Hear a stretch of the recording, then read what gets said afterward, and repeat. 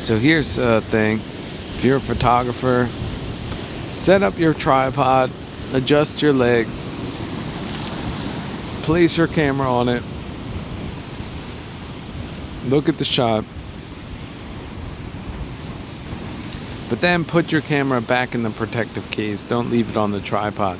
Because if anything happens, if you have to move, if a giant wave comes, it's a lot better if everything is stowed away. And then when you're ready to take the shot, you put it back on the tripod that you've already pre-adjusted, and then you take the shot. But don't keep it on the tripod. Again, it's dangerous. The camera is a very fine instrument, and having it slam against a rock or something, fall in the sand due to wind or, again, fast movements beyond one's control is not good practice. So you put your camera back in its protective case after you set up the tripod, and then when the shot and the lighting conditions are right, then you put the camera back on, you take a couple shots, then you put it back in the protective case. Because again, you cannot afford to lose a camera, have it doused in water or something like that. So you should also, when you choose your position, you should also live in that position a little bit, so that if there's sea spray or something over a half hour or an hour, then you'll experience that and your camera won't. Just like that is how you need to approach life as well. And life is a lot about changing forms and conditions that you cannot predict. And so those that adapt the best to the environmental conditions, be they psychological, social, economic, political, or what have you, that you just adjust to those in the most congruent, even Taoist way, if that is the wisest way. It has been the wisest way in many centuries for many different reasons, and so that just means bending also to changing forms and conditions, and also without any loss of internal integrity, stability, or respect, or anything like that. Of course, there's different situations that can cause some kind of further adaptation, but finally, sometimes that can be under or overestimated.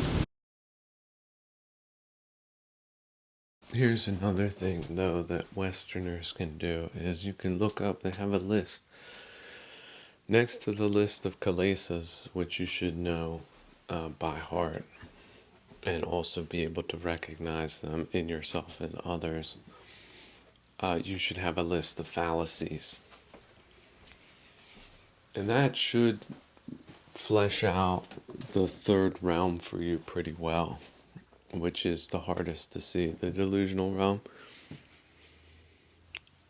And if you've listened to my lectures, you know that I'm very fond of the sunk cost fallacy, because it's so pernicious that you believe if you invest more in a losing position, at some point you're going to turn it around. And in a way, it's related to the gambler's fallacy, right? The people that keep betting to win their money back. But if you look at it in terms of aggravation, if you look at it from a psychological point of view, even if they win it back, if they haven't lost that psychology, they'll just repeat it. They won't learn the lesson. They won't see the sunk cost fallacy as a fallacy and avoid it. They won't change. They will be that way until they're enlightened about it, until they stop investing in lost positions. And there's all different types of reasons and rationales why they keep those positions. The The kilesas, the delusionality associated with that, they are sophisticated, right? And there's denial, there's blame, there's hope, there's shadowic forces. Again, you can't admit how stupid you are. I couldn't be that stupid. Well, yes, anybody can misperceive something. Anybody can get sold on something. But what do professionals do? Well, they have a risk management strategy that prevails over what they do. I thought this was a winning position. It didn't go the way I thought. Well, I cut my losses. That's what they do. They build in an acceptable loss, which is not very much. Like they have like, all right, look, it can break both ways. If it goes like loses 5%, I'm out. It means I had the wrong entry point, right? If it goes back up, I might re-enter, but if it goes down 5, it's like a trailing loss stop. It goes down 5%, I cash out. I take a 5% loss, but I'm not married to the position. See, I like that word married to. A lot of people, their relationships are a lot like that. It was so great during the love bombing phase. Might last 1 or 2 years, honeymoon phase. And then it is a slow grinding loss. Lifelong kind of loss. But they're married to the position, so they're in the sunk cost fallacy, so they can't do it, they can't bring themselves to exit the position, so they're stuck with it. They just watch those losses add up. And we're not talking about monetary losses in these cases, we're talking about loss in mental health, loss in confidence, loss in happiness, loss in peace of mind, loss in opportunities. You can't do that because you're married to this position. Because all your funds are invested in this losing position. You can't invest in a new position that would be better for you. And if you think for a second, if you're going to be compassionate with yourself and you say, well, if it's better for you, it's probably better for everyone else, because then you're going to be in a better position to also potentially help other people, not be dependent on others.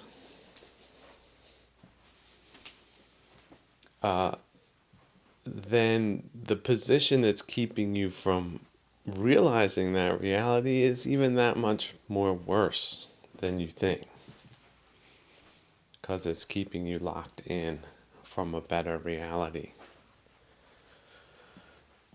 So yeah, life is not easy, people. Changing forms and conditions, depersonalize. And if you are coming up against resistance to the right decision, see, the right decision means operating professionally despite feelings, right? Despite shadowic resistance. No, I can't bring myself to do that, because then I wouldn't be the type of person I think I am, and now I'm going to rationalize it some other way. It's the honorable thing to do. By golly, I said I would take this position, and I'm going to ride it to the end because that's what tough people do. TUFF. Well, again, people overestimate their toughness. 5 years into a losing position, ooh, where's that toughness? 10 years in, where's that tough? 15 years in a losing position, why do you need to be that tough? What's tough about that? Yeah, you're tough like a car tire that keeps getting whopped on with a baseball bat. That's the type of tough you are. Where's the win in that again? Oh, I believe it though. Other people say it. There's three, whatever, 15% of the other delusional people. They say I'm doing the right thing. Sort of like fat shaming, right? Don't fat shame, fat people. Shame? Was that? Do they? If they don't react to shame, that would make them shameless, wouldn't it? Support shamelessness. Don't shame shameless people. Or don't let them know that they're engaged in a toxic kind of lifestyle. Don't let them know there's a different way of living that doesn't involve being obese, the leading comorbidity factor on the planet. Don't let them know that. Don't be a friend like that. Don't be a counselor, instructor, teacher like that. The worst people on the planet don't see it like that. They don't want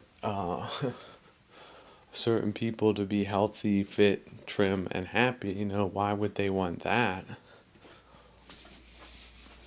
If they have access to their perceived enemies, social kinds of discussions, why wouldn't they jam them up like they would a radio signal that has the real news on it instead of their fake news? We're leading in with this news story here that is completely ridiculous day in and day out. Everyone else is a hater. There you go, yeah, sure. Who do you believe now? Well, you believe the charlatans, you're gonna get the comma that goes with that, just like marrying into a sunk cost fallacy.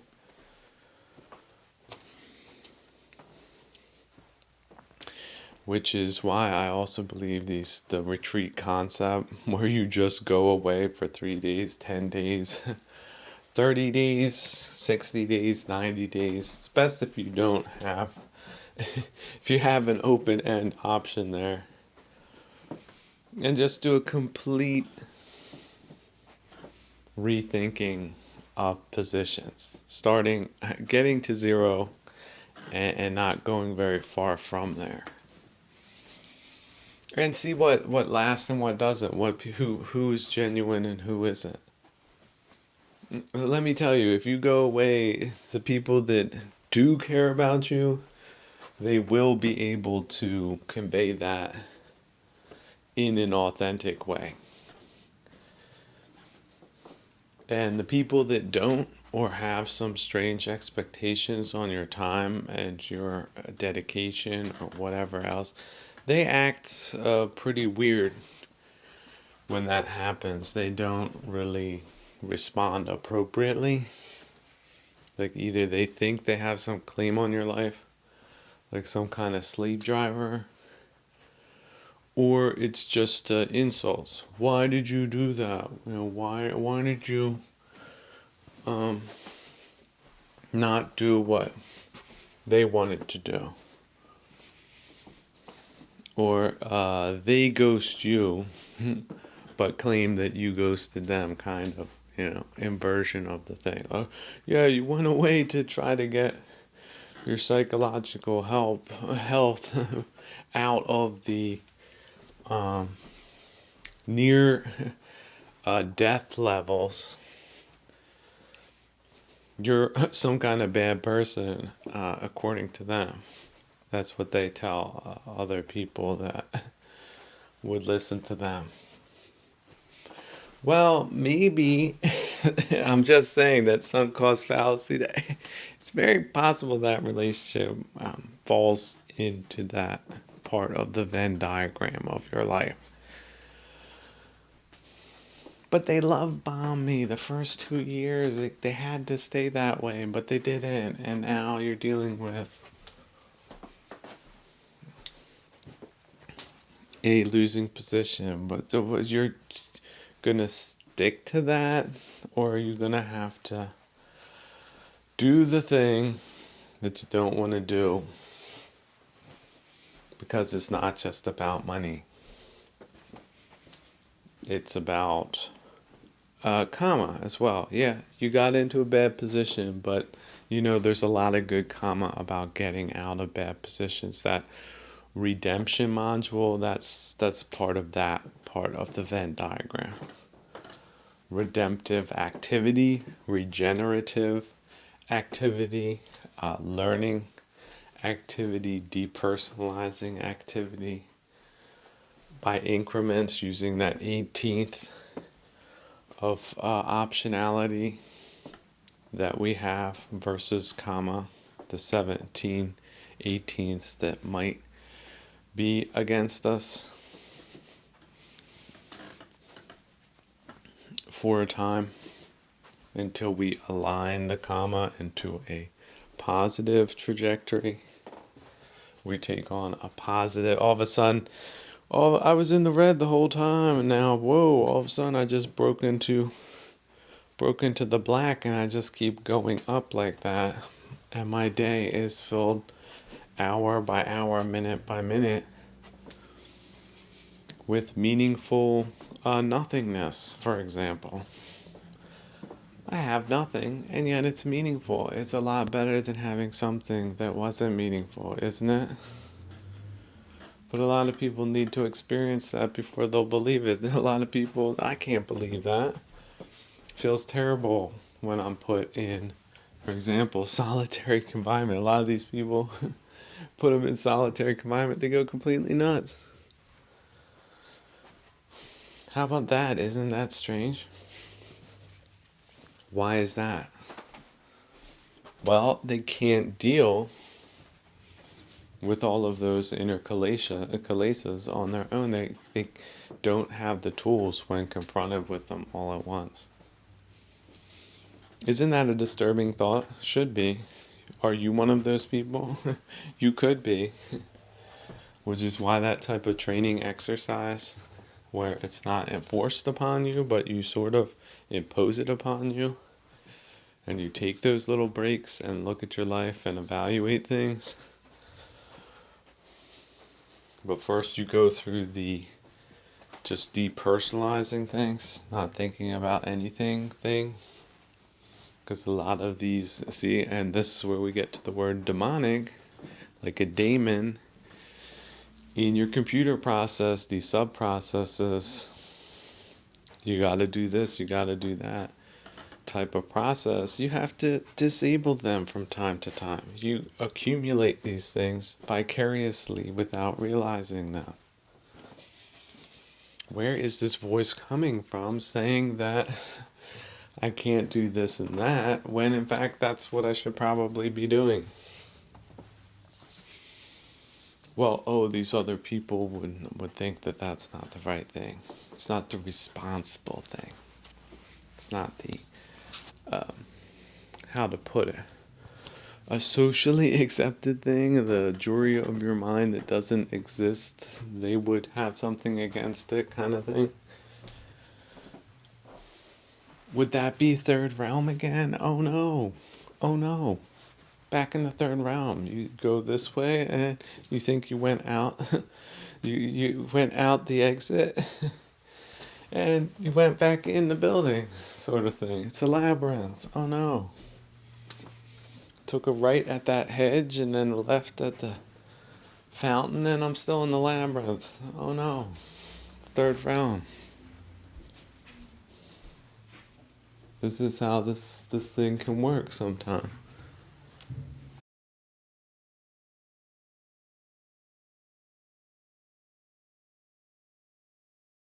But coming back to practical practice again, that returning your mind to the breath is something that you should do if you notice yourself becoming aggravated about something, or your mind, see, because now you're in the habit of watching where it wanders around like a dog or an animal or creature.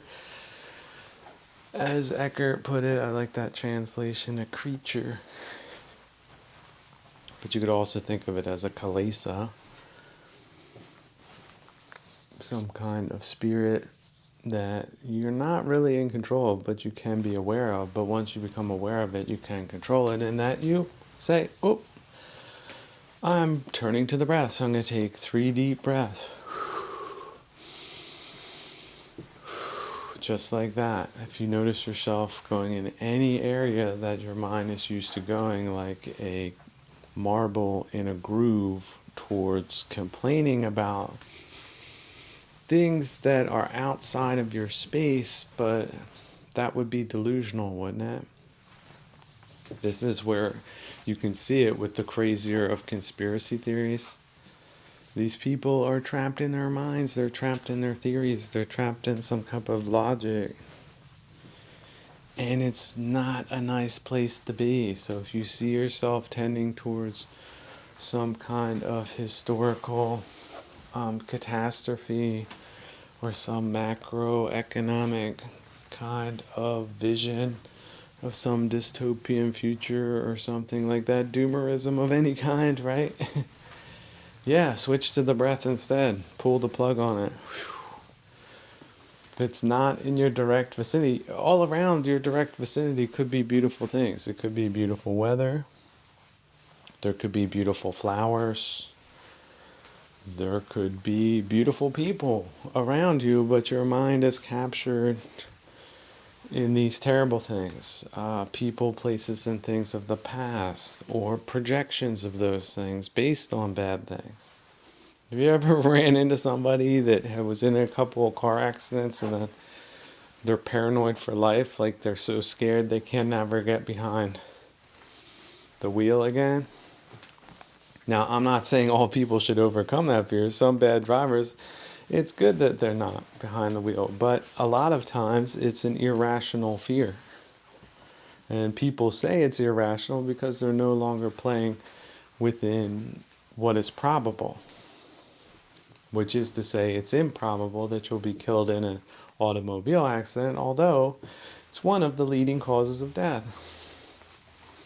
I think one of the more sobering statistics is to look how many people just get killed per year randomly based on their participation in the automobile infrastructure and the machines that we call automobiles. And then a particularly disturbing statistic is those that are killed on bicycles.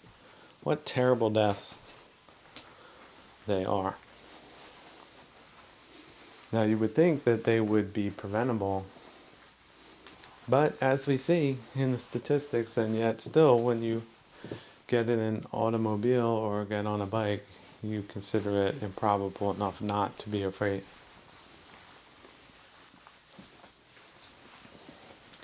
But in this case, we're just going to use it because, if it is improbable something bad is going to happen, then it's not statistically impossible, but it's not certain. It's Mundane, right?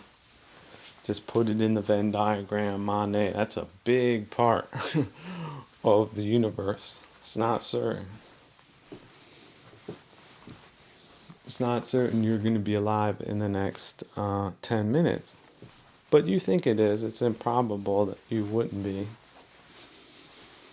But it's still a possibility. But you can be morbidly obsessed with that, or you could see that as a liberation from things you would otherwise find compellingly irritating. That fact is liberating. Well, look, it might be irritating, but if I'm going to die in the next half hour, sure as heck I'm not going to spend my last dying moments being aggravated about this, that, or the other thing on top of this and that we can get ourselves wrapped up into these pretzels and bake ourselves overbake ourselves, burn ourselves, crispify ourselves. How about that? Have you ever had that? You felt like somebody insulted you, and then 5 days later, 10 days later, you're reliving that? That's so unskillful.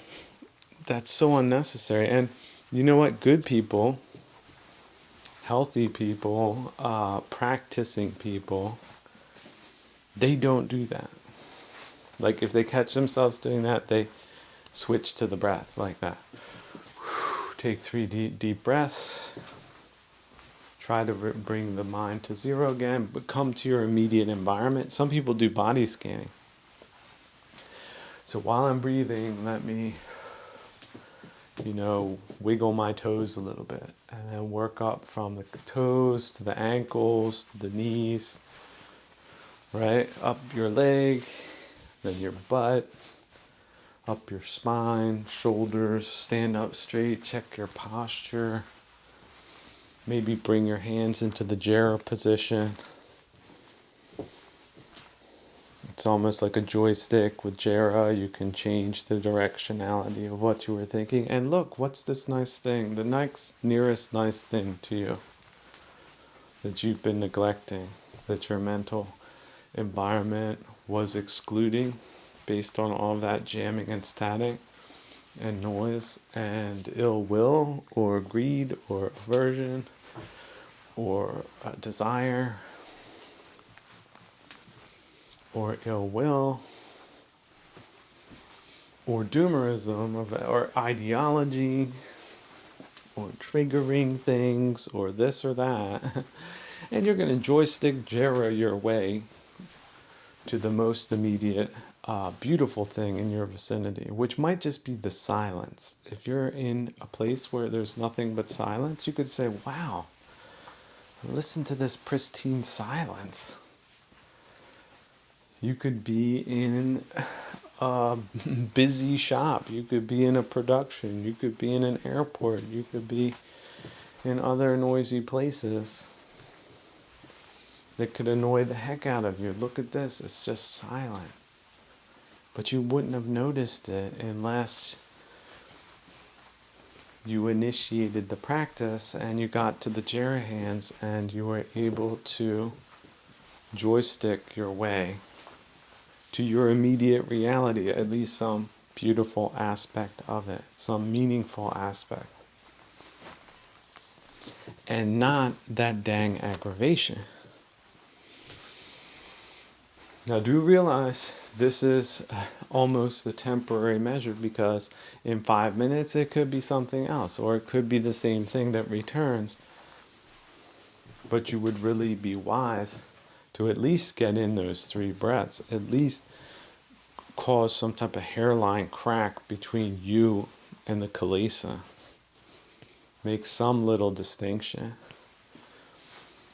But certainly don't let yourself get carried away like some people do, which is understandable, but not for skillful people or people who have learned of the practice and then fail to practice.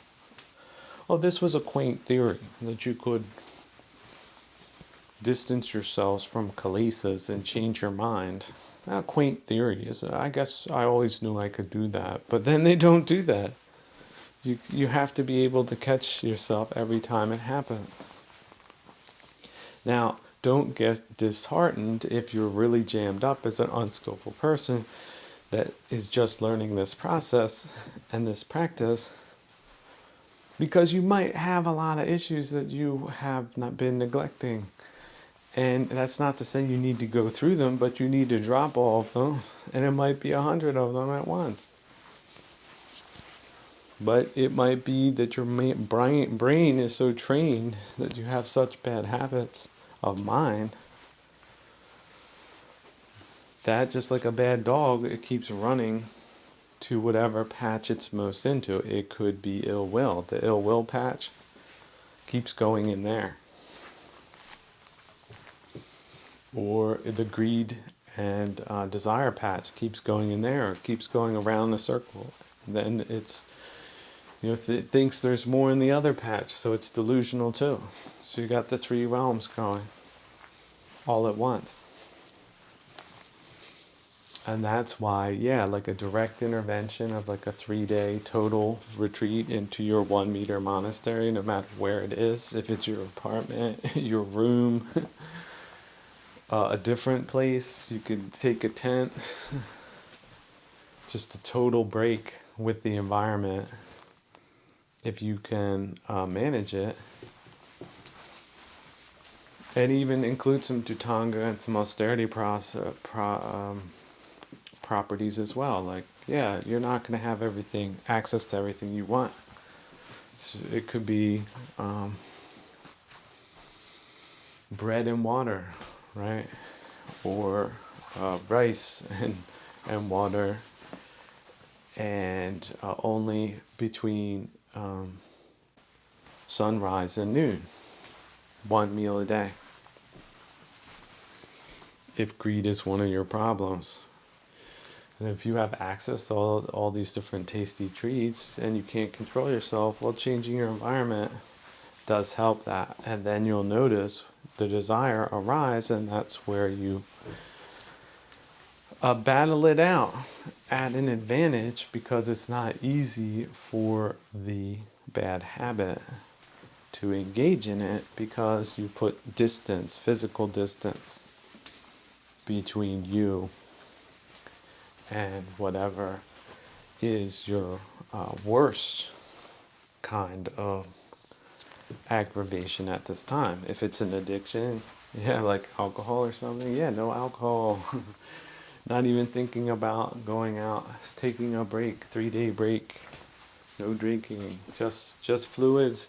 Take some multivitamins, right? Some B vitamins, some zinc. 3-day complete dry out, and then not looking to get into it anymore, getting into it less after those 3 days. Some type of limiting measure, like, okay, if I can't go completely cold turkey, then it's 1 drink a day max, and then maybe a drink you don't like, so that you feel sort of trolled by doing it, by engaging it. Like, I don't like this, it's really stupid, but this is the one thing I have here, and I'm limiting the number. And just remember, it's just like fighting with a bad dog every day. There could be some setbacks, but you have no timeline. You have the rest of your life to kick bad habits and to cultivate harmonious, beautiful, relaxed, grateful states of mind. Because if you weren't focusing on this far off thing and getting yourself worked up about it, you would have noticed the good things in your vicinity. You would have been experiencing true gratitude, because you wouldn't have been distracted by those other things. Although those other things, how do they distract us? Well, they make themselves so darn important. You can't look away. This is this terrible or this desirable. But remove that importance. It's not important. Nothing is important. If you're going to be dead in the next 2 minutes, don't waste it with that. Prepare yourself for the next bardo. The bardos to come. What's after death? Well, if you don't have any kind of self-mind control, DIY style, you will not have any other reference points. And then your reference points will be the kilesas, and that's where you will go. And if you're particularly bad and shameless, as many, many, many so-called modern barbarians are, neo-barbarian, ideological, backflip people, they ain't ever gonna come back as a human being. That's the theory, at least. See, the one good thing about being a human being is that we have the opportunity to sort ourselves out. But if we waste it or we make our interior life a toxic waste dump, of course people can try to blame others, but we do have agency. Just like we can reduce unnecessary suffering, we can also reduce suffering. Just like taking those 3, 10, or 30 or 90-day retreats are all about. Like, look, I'm taking a break. Time out. Ding ding. It's compassion calling. Sent me my papers. Let me check my mailbox. Oh, there they are. Compassion's letter, official letter, granting me permission to engage in basic human compassion for myself. And then, of course, to others, that I now can understand better how people can go crazy, because I almost went crazy, or sort of was crazy, for a sort of long period of time. Which is why maybe my hand shakes when somebody says something, or I have, like, as if I was struck by lightning bolt, just a white streak of hair because of all of the devilish kind of experiences and awfulizations and other things on top of that I've encountered in my life, and in many cases made worse than they needed to be. So a skillful practitioner wouldn't have wasted a second thought whereby I might have lost years in one of the 3 realms. And if I hadn't caught myself, I might not just still be there, but would remain there into the bardos to come. Which, again, is a helpful thought exercise, because we don't know what is after death, despite the know-it-alls amongst us that think there's absolutely nothing. Well, from a materialist standpoint, you're no longer there. So why should we care? Well, it's not about them, is it? It's not about materialists proving whether or not the spiritual realm is way more complicated than they want to admit. It's not our problem what they think or not. They have their theory. Doesn't sound very plausible to me. But by golly, they're stuck in their little sophist doubt bubble. And so they're not going to take that assistance that will give a little bit more gravity to the interior work than those external samsaric, circuitous, just causing dust and noise kind of existence that they are in. Some kind of accumulatory pyramid of stuff that they then compare themselves and others with, versus being free of mind, having excellent mental health. Like, you ever go to a dentist and he's like, hey, your teeth, they look great. What have you been doing? I just have to do a little bit of cleaning. You're exemplary kind of person. You ever have that? That's a great feeling, isn't it? Expert, certified, that you're doing the right kind of maintenance on some pretty important immediate kinds of things like teeth. But people, they like to forget the teeth like the breath until they they get some problems, and then sometimes it's too late. They gotta put in a lot more work because they weren't putting in the maintenance. And then the wake-up call they get comes as some surprise, because that's how stuck in their own minds they are, that they're not taking those things that are immediate, that truly are important, like making sure you have good dental hygiene, is way more important than your views and opinions most of the time. Just in practical terms. But no. When was the last time you brushed your teeth? Oh, well, before bed, and after breakfast. Well, maybe that's not enough. You think about that. What about if something comes up and then, or people notice you have bad breath? Maybe you not need to change what type of toothpaste. Maybe you got to change your toothbrush, right? Maybe you have to floss more. Maybe you have to take a little bit more initiative with and develop a better view than the view you thought was good enough. But unfortunately, isn't bringing the results that one would even consider to be normal. You have a subnormal result. But okay, isn't that wonderful? That moment of awareness. Does my breath stink? Then, oh Lord, oh no. But don't just grab yourself a breath mint, although that can help.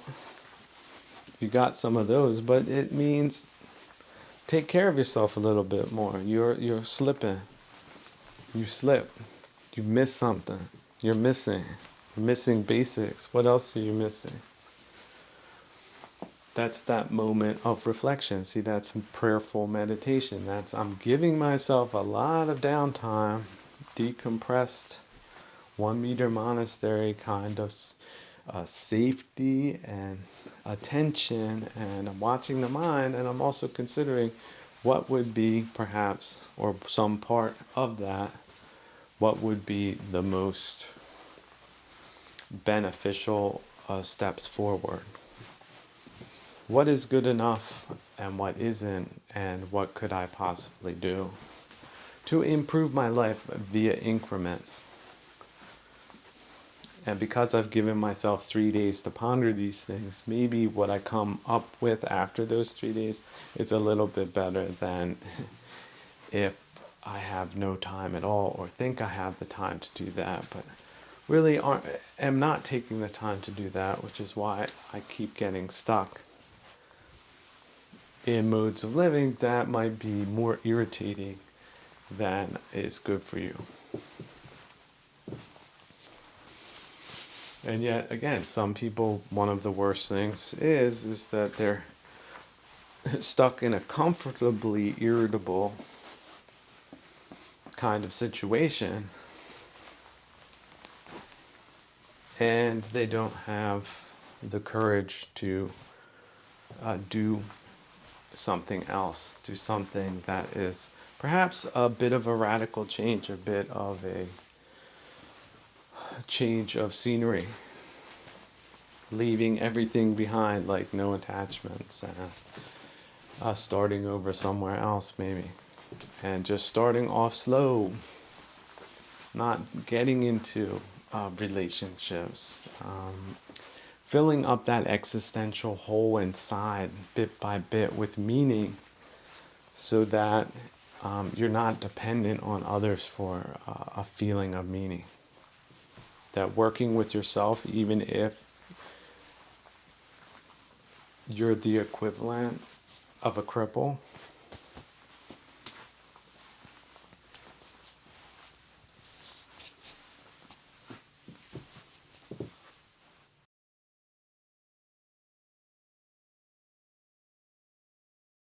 it's still very meaningful. It's very compassionate. It's very good. Why shouldn't you devote time to practical training?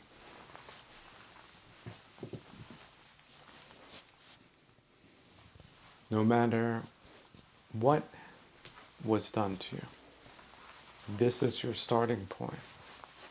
This is training. If you have to look at it as training for the future Bardos, then that is, in my opinion, a right view to have.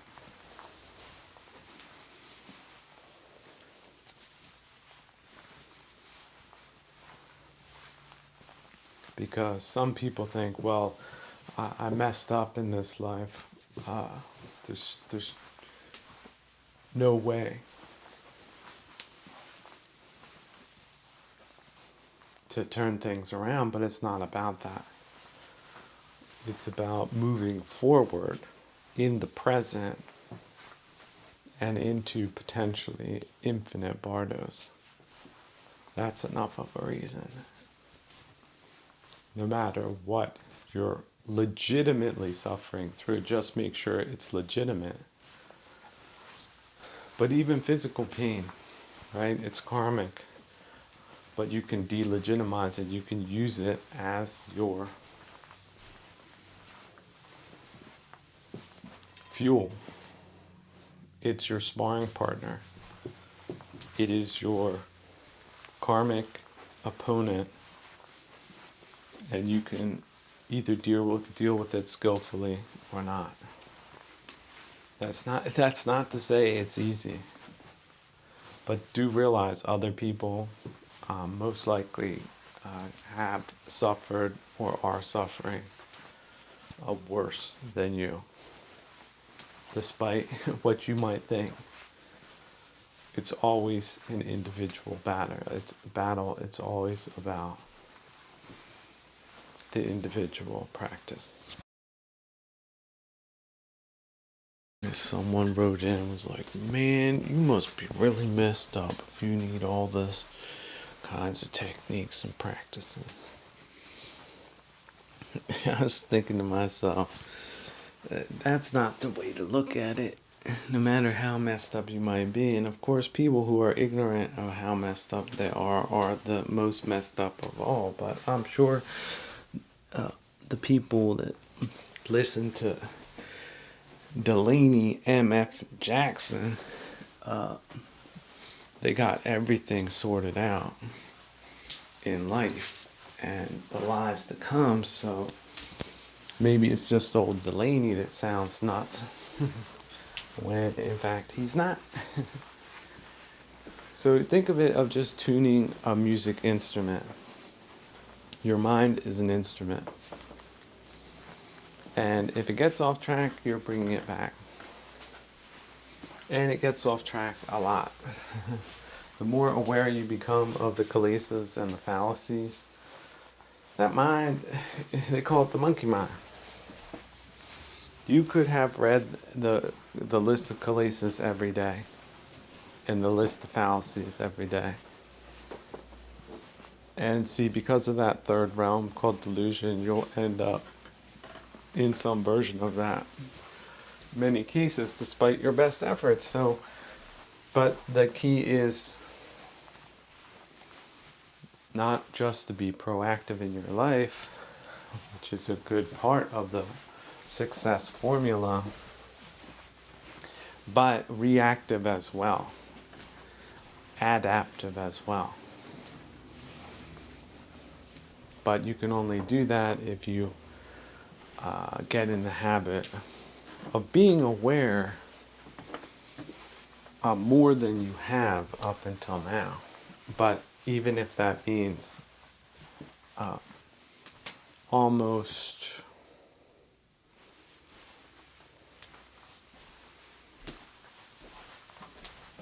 how to put it, what feels to be extreme levels of pain or doubt or other things, because you might not be in the habit of questioning yourself on a regular basis yet. If it has to do with some type of agitory thing, that's what you should do, and not just question yourself, but correct yourself by returning to the breath. Should it be one of those old bad habits of some perspectionist habit? I like to use that word, perspectionist istness or istigkeit. How are you looking at things again? Why are you looking at things that way? Are you forced to do something, or are you just in some kind of training exercise? Are you just trying something out? It might be something new, but then your mind tries to, or some kilesa tries to take over that perspective, and already imagine it to be something worse. And then you start to regret, well, why did I do this? Why did I get mixed up in this again?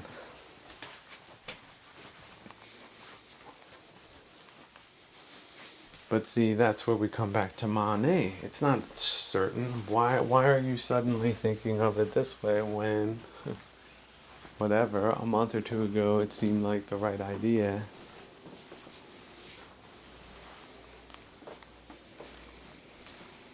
And why can't you try it out? And if it doesn't work out, why can't you just move on without detachment? Or without attachment, right? With detachment, outcome independent, experimentally playful. Why can't you be that way instead? Well, you can be that way, but you have to put in the right effort to keep retuning that musical instrument or those optical lenses, the directionality of it, so you're looking in the right places and not in the wrong places. And monks, for example, they overtrain, some people would say, but it's not really, you can't really overtrain these things, especially if you have a weakness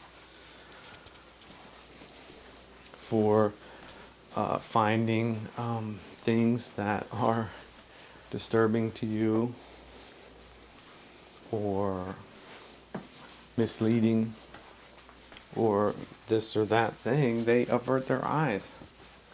They keep their eyes right in front of themselves. Even when they're going through the village, it's a training exercise in mind control, in eye control. If you didn't see it, why should it bother you? But if what you're seeing in your mind is not something you saw, that's something you can drop. That's delusional or inappropriate. Here's this past thing. Here's this future thing. Why am I looking at it like this? Why am I getting myself worked up about this? See? You catch yourself, you stop it. And then in the beginning, like I said, it seems like it's never ending, but over time, you inherit a new way of thinking, one that is decluttered from the basic annoyances. And then it starts going into the refiner, refine or finer grain removal of kilesas, like where they start. And more foundational organizational structuring of your day, perhaps with other people that put a high priority on mental hygiene and the practices that keep you squeaky clean. And so what you would have had in terms of megatons of unnecessary suffering, had you not chosen a noble path, is what people get karmically if they don't choose the noble path.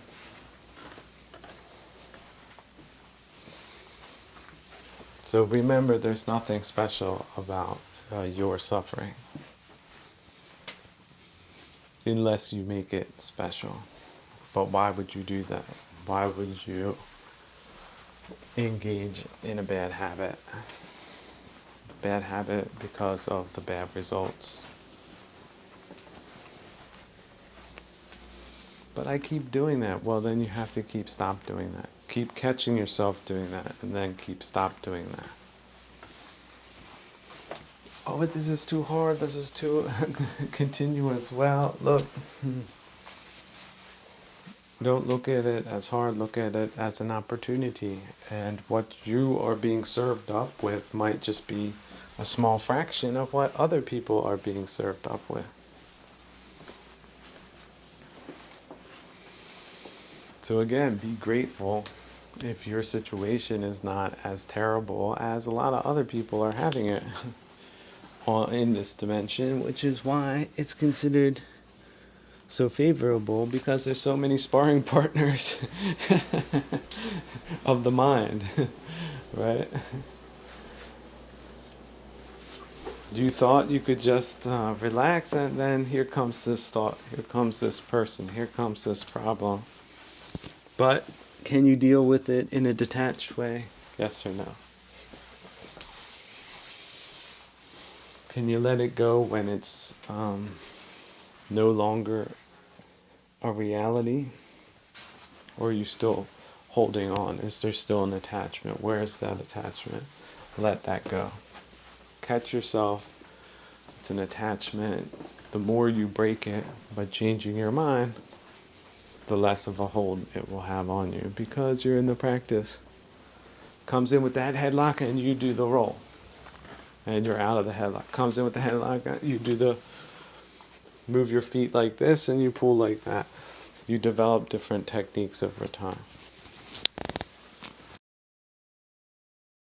Someone wrote in and asked, with all these people going wrong out there, can't that get you down from time to time? It does me. Thank you.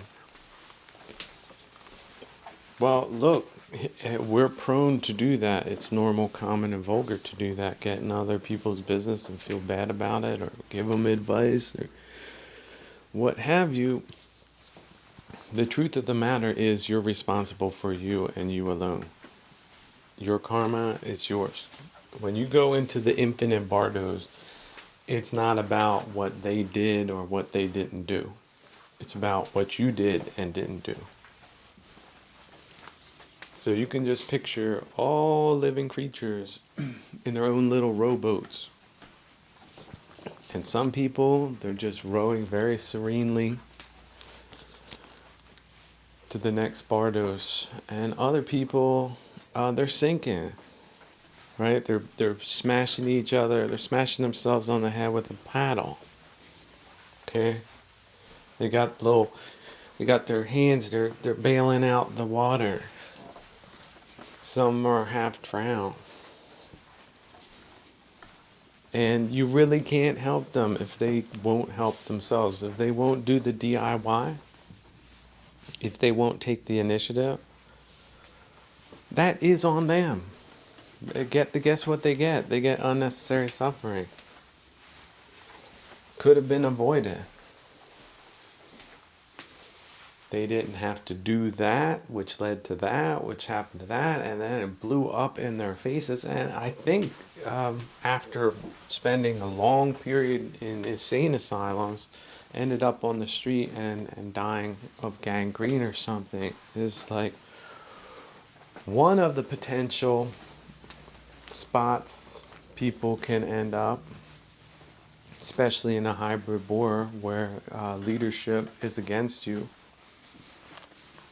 on every level known to man. It's not just taxes, it's an exterminationist program, a cultural program. Wow, what a great time to be alive, right? Well, it is if you're looking for practice, because people have always been practicing. You know, Genghis Khan and the Silk Road, that was an awful time for civilization. Like real civilization, just awful century, awful. So you're thinking your situation is worse than that? Really? Maybe not yet. Maybe it's heading that way. Maybe you should start taking some evasive action, like move, get out of whatever situation you're in. They're trying to make it hard to do something different. Well, do it different anyway. Leave unskillful people and situations, people, places, and things behind. Yeah, you have to do it. Oh no, help me, I'm bailing here, but then they're only bailing half the time, and you tell them that they need to get rid of greed, ill will, and delusion. Oh no, I can't get rid of those. Well, okay, see ya, buddy. Got no more time. It's not my responsibility. I'm not the mayor of multiple failed cities at this time. I am not a political stooge. I am not the head of a company, so it's not my damn problem. That's just the way it's gotta be. Oh, no, no, no, but I want them to do this, I want them to do that, I'm attached. Well, that looks like some unnecessary suffering that you set yourself up for, but you can get yourself out of it with right view, which some sappy people might feel at first take or first glance is ice cold. But that ice coldness goes a long way in reducing a lot of suffering, especially about things that you not only are not responsible for, because everyone really is responsible for their own mental hygiene and the choices they make in life, the karma that people create, the causality people create via their misdeeds, they get that back. And forget about the lives to come, they'll get that automatically too, but it's in this life that you see these people failing so miserably, that are so in a bad way. Now, you would wish them well, but that's really all you can do. Look, I hope you get it together. I think that's a great way of leaving things. But I got to get my own stuff together, and it might not be looking like this or that, right? The company I work for, it was cool until they got new management. They got these bad ideas. The place became dangerous, and so I said, well, that's a damn shame, isn't it? But I'm not that dumb that I need this extra aggravation when there's other things I could be doing. And because I have, if I want to be minutely accurate, I'm not self-obsessed, then I don't base myself or my identity on what I do. Hey, I opened a soup can. Does that mean I'm a soup can opener now? I know how to make myself lunch. Am I a cook? Do I think of myself that way? Or am I multifaceted, undefinable? Not this, not that. Not a failure. Not a mistake. Right? Not a god. Not as famous as Justin Timberlake at this time, but I haven't checked the numbers yet. Let me see. No, I don't think so. But changing forms of condition in 1,000 years, who's gonna know who he was? Perhaps it's just because I referenced him. I have to put a footnote. But in this day, quite the opposite. The builder of the Jade Diamond vehicle, unknown.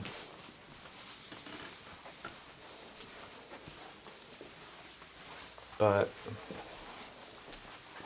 there are famous people in this time. Will they be famous forever, or was it just a delusion?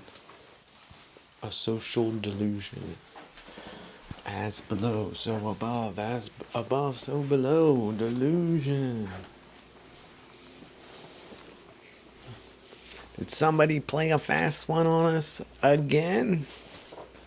Again and again and again. Why? Well, because delusion is so strong.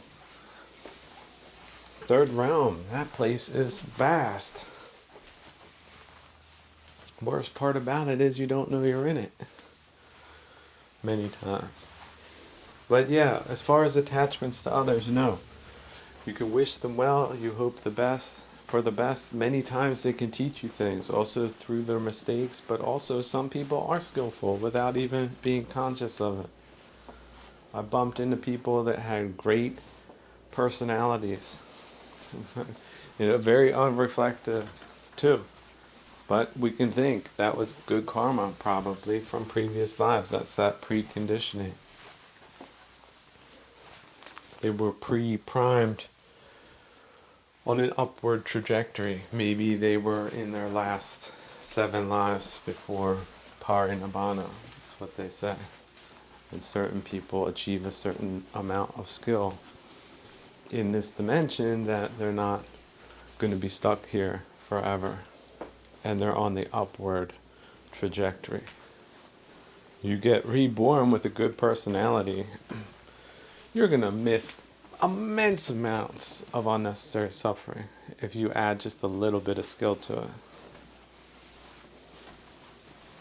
But some people are born into this world angry. They come out, that face is grimacing. Where did I come to again? What? I'm back here? Oh no. Oh no. Lord have mercy. Oh no. They have one of those faces. Start screaming. No. They're trying to say no, but it just comes out. Wah. They forgot language.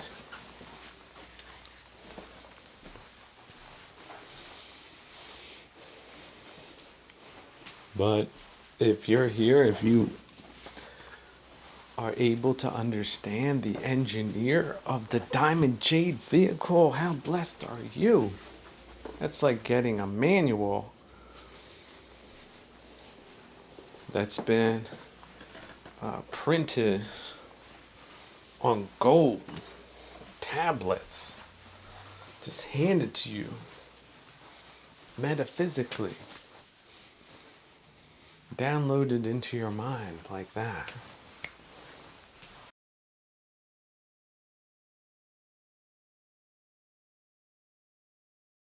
Somebody wrote in, well, Delaney, for someone who's enlightened, you sure do complain a lot. Thank you. Well, I'm going to consider that a pretty funny joke. But yeah, it's a way of even making fun of complaining. It's turning it into a comedy routine. But I do see it as part of my particular karma in this life, is that I was born into a culture where civic participation was sort of presented as a duty, not just something one should do. And that, we are all in this together. We're a group, and we need to help each other out. And if there's problems, people should point it out, and there's going to be a free press. And of course, the enlightened opinions will rise to the top. Cream rises to the top, and the bad ideas will be quickly exposed as those, and will not be pursued, and things of that nature. Sort of how do you want to put it?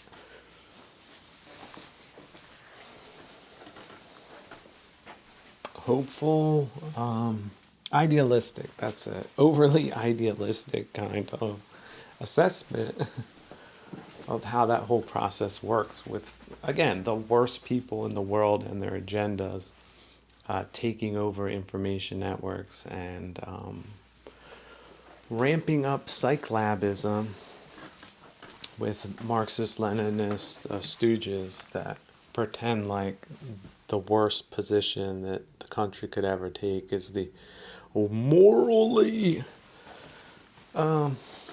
important thing, and let's just throw rationality out of the window on these push button issues.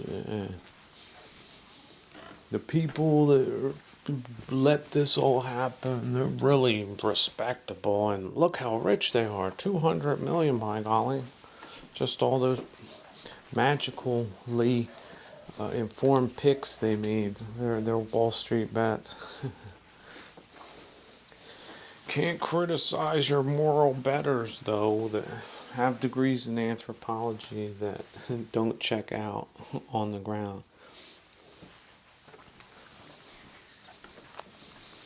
But it does sort of look like plantationism and classism and Bolshevism. Bolshevism. Wow, really? Is that what we get? So, these rumpadump ding-danged people out there, look, if you can't find them funny, what else are you going to find them? Horrible? Mutilated? Crushed, misdirected? How do you want to describe it? You want to put some hot sauce on it? Look, what is sure is that bad ideas lead to bad outcomes. But just like socially, individually, you can leave bad ideas behind. Say, well, I thought that was a good idea. I bought the BS, and now I don't see things that way. And I'm sure everyone's just gonna give back all the stuff they stole and get out of politics and banking and globalism and the entertainment business and education and all that. I'm sure they're just gonna all decide one day that they need to walk away and do something else with their lives. Or perhaps they're waiting for that charge to come. The official charge that puts them in prison for 10 years or something like that. Maybe that's their worry that keeps them in that sadistic loop of attacking, victimizing victims more, because otherwise they would do the same to them kind of projection. It's a devilish kind of conundrum bad people get themselves in. But yeah, that's not my audience, right? That's not my audience. My audience doesn't get offended by the Jade Diamond vehicle or comedy in general. Puts them a cut above Renomobs or water armies, or however you want to call these big tech Wall Street bozos. They're reverse imperialist,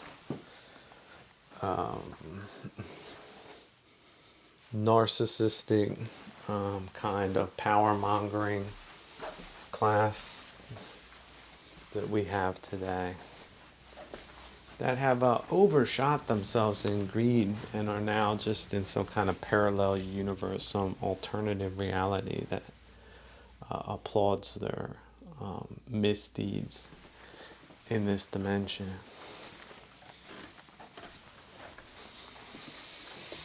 But we'll see, it really is up to them. How much do they affect you?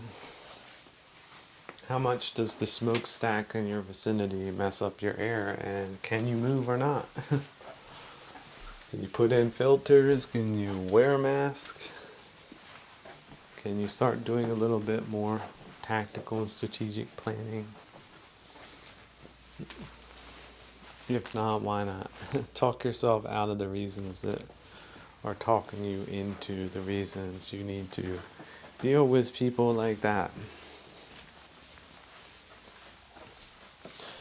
But I get it. People that need social cues to figure out what's right and wrong, they got completely rooked. They got played. They got set up to fail. And that's what gives it its genocidal and warlike character, which makes the results so devastating. But again, whether the Stooges knew it was going to be like that or not, If they thought it was all going to work out anyway for them, or they were calculating a certain amount of collateral, it just was way bigger than what they thought, or they just didn't care anyway. Like unrepentant, criminally minded people often are. Malignant narcissists. What? Did something wrong? Excuse me? Do you know who you're talking to? I'm a luxury class believer. Right? I'm a micro dingalinger. I'm a digitor. Do you have the gall to question my horrible track record in every term, that every quantifiable data point? No, I'm going to come out here with some data points and look how informed you are. Everything's fine. Sure. So yeah, I would say karmically there is sort of an attachment to public criticism. And I don't know if that was skillful culture or not, but in bad times, is criticism skillful? Does it help when you're in some kind of despotic system? Well, if they don't think so, then nothing happens, and you just talk to an empty auditorium.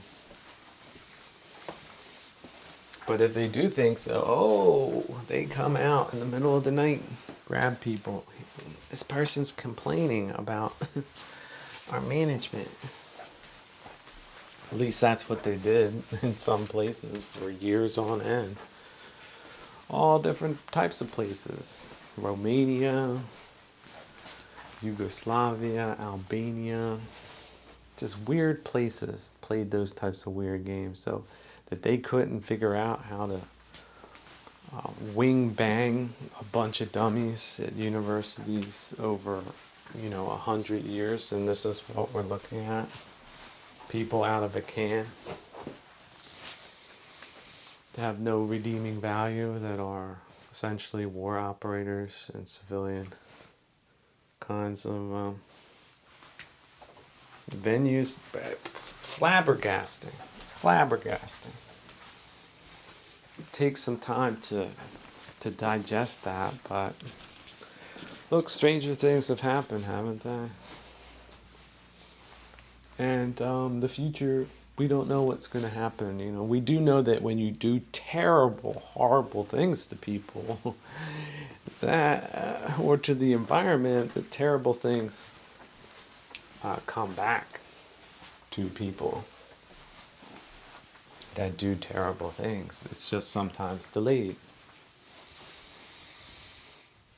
So we don't need to have attachments to terrible people, terrible things, terrible occurrences, or awfulizations, which may or may not be true, thanks to third realm kind of interference in matters like the future or the past,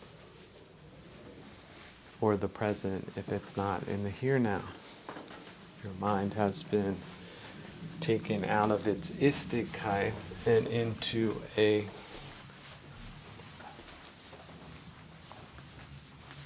Beardwerden sign kind of dynamic. Some kind of artificial view or wrong view. I had right view 5 minutes ago. Now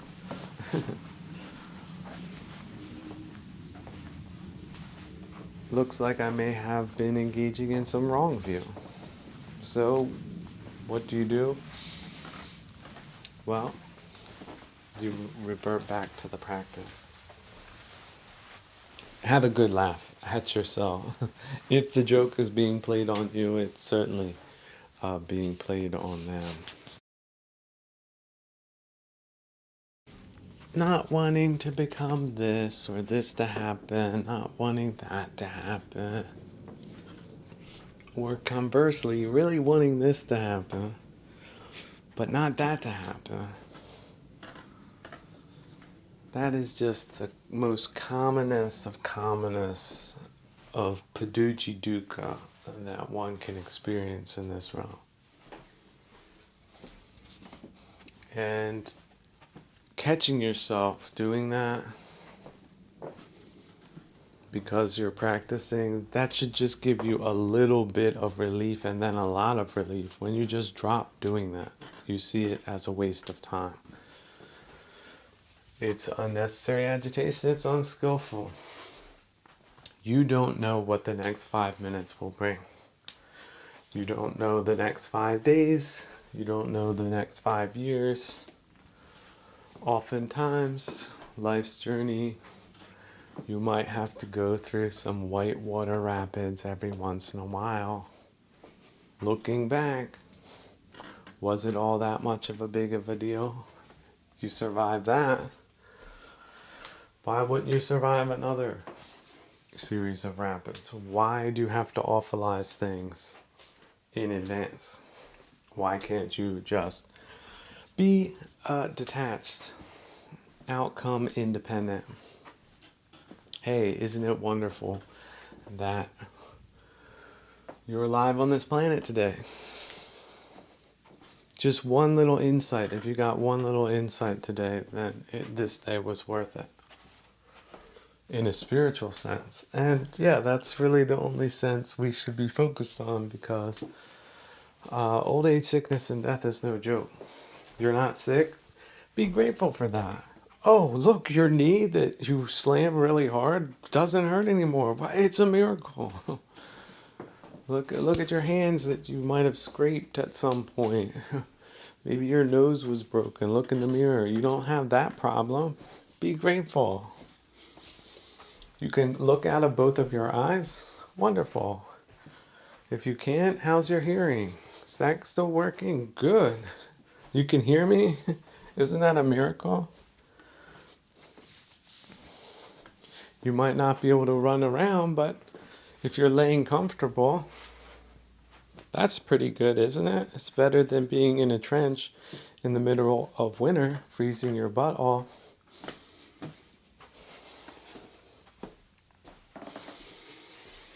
Take in a deep breath. Does it smell like dead bodies? Yes or no? Does it smell like something burning? No? Well, that's great. Be thankful about that. So you see how you can flip that, not wanting this, not wanting that, to, let me peel back the layers of this reality and find the good things compared to bad things or potential bad things. And now you're centering yourself more in the middle path. You're moving out of the realm of ill will or of desire or aversion. And that's where you want to be. That's the enlightened spot. That's the centered way of being.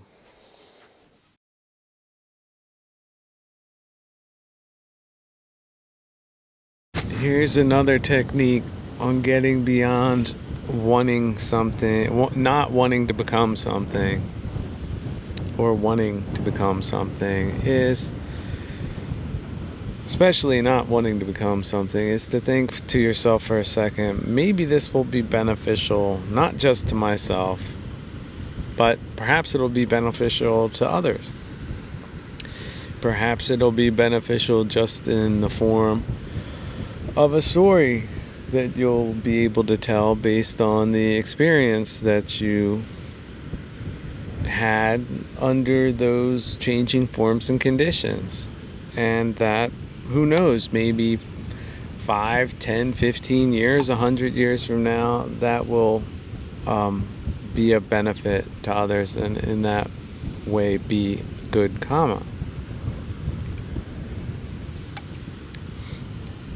See, not having perfect conditions is sort of the requirement for either good or bad karma. You can make it worse. That's normal, common, and vulgar, but you can also make things better. You went outside, a windstorm came, ripped your clothes in two. Well, then you go back and then you can gain experience sewing them together and enjoy not being in a windstorm while you're doing it. Kind of a reflective, contemplative exercise.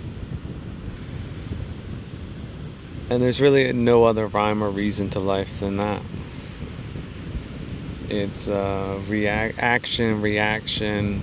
There's cosmic actions and reactions. There's reverberations. There's colorings. There's flavorings. There's sometimes spicings, and then there's a mellowing out, a cooling down, a insightful phase of life too. So we can't know. We're not all knowing. We would like to know, is this a good thing? Is this a bad thing? We want to put it into one or the other camps. We just want to experience the good things. But that's not what this life is about. And you have to count on the practice and also count on your perspective, which is a bigger perspective, which is you could be dead next week. And if so, it's about, again, the preparations for the next bardo. So cultivate detachment time and time and time and time again. Whatever it is you're thinking about, just think about it like a mind stream, like a wire.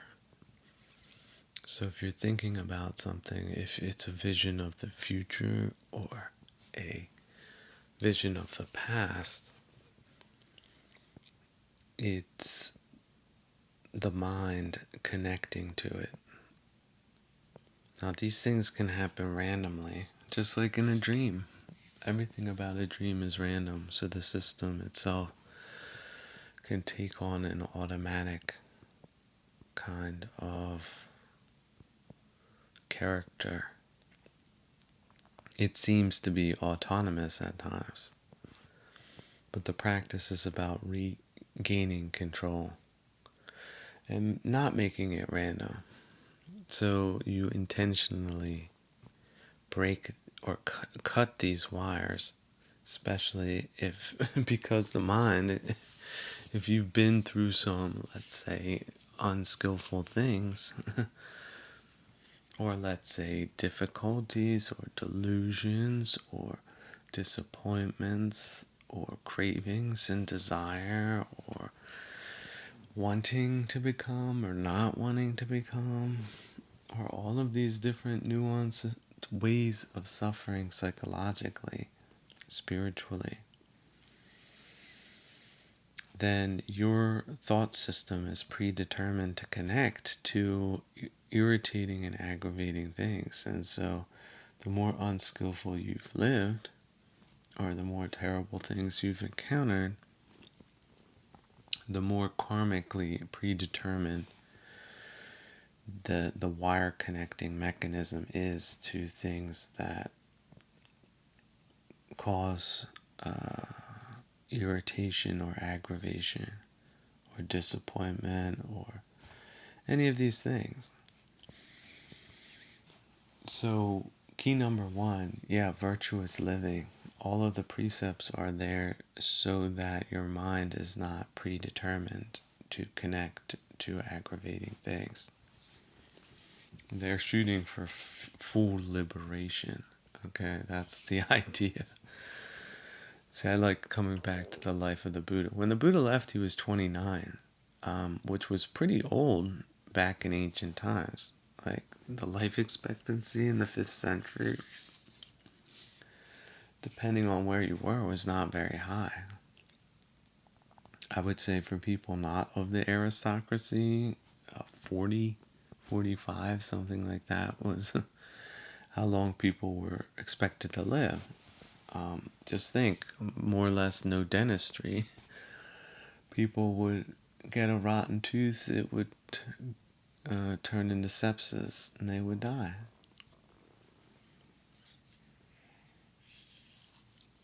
And so at 29, the Buddha had lived a long time, and he had been involved in some worldly things. He wasn't just like a little palace boy, as some people might think. He had most likely been through some stuff, and intrigues, debaucheries, you name it. But he came to the conclusion that it was really the spiritual path that was the greatest battle.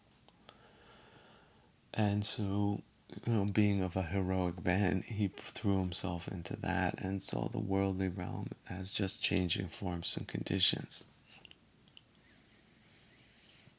That spiritual battle is these wires that just keep flying out of nowhere and connecting with dukkha, essentially. That's the basic mechanism. So if you see it as dispassionately as that, not you, not yours, then it's really just the mechanism being aware of what it's doing, where it's at, and also taking initiative if it's not in a good place or it's connecting unskillfully to unskillful things. Now, some people would say easier said than done, but look, turning your focus to the breath, as mundane and as trivial as that seems to be, is really an act of agency that can be used every time with everything to greater and greater degrees of success, especially if the severance to any type of annoying thought, any wire connection, can be snipped that way. If done skillfully, it can be done. You can change your mind. But you have to move past the theory of hearing this and putting it into practice with your own chitta, your own soul, which is easier said than done, but this technique does work. It just requires vigilance and a moral life to do it. You don't get to do this and live immorally. That's what, the Paduj wants to do. But it's just not possible. You will overestimate your skills and underestimate the powers of the things, the disappointments and the irritations and aggravations that you will get yourself into, leading a dissolute, immoral, or not virtuous kind of life.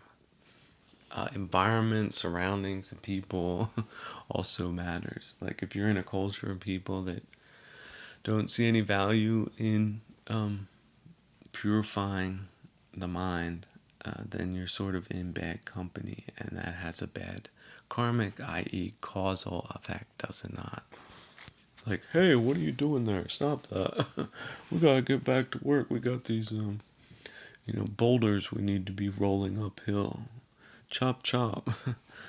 That's not the right group of people for contemplation and purification, is it?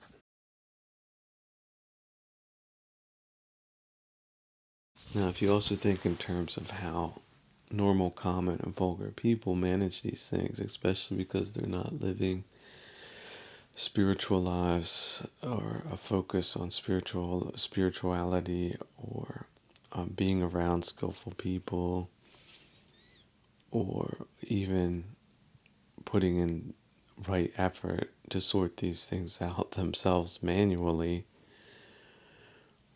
well, they use drugs and alcohol to disengage the mind from their aggravations. But we know this is not a good long term or even short term strategy because it's physically and mentally debilitating. And oftentimes, if it's used over and over again, a lot of people, a lot of alcoholics, they'll fly into a rage when they are drunk because they're heedless. It creates heedlessness on top of the disengagement process. It disengages you from your higher mental faculties, and so it's a self-defeating way of dealing with these things. And a lot of people just don't want to admit that. They don't want to put in the work, and there's a cultural norm that allows it, and that's what they sort of fall into.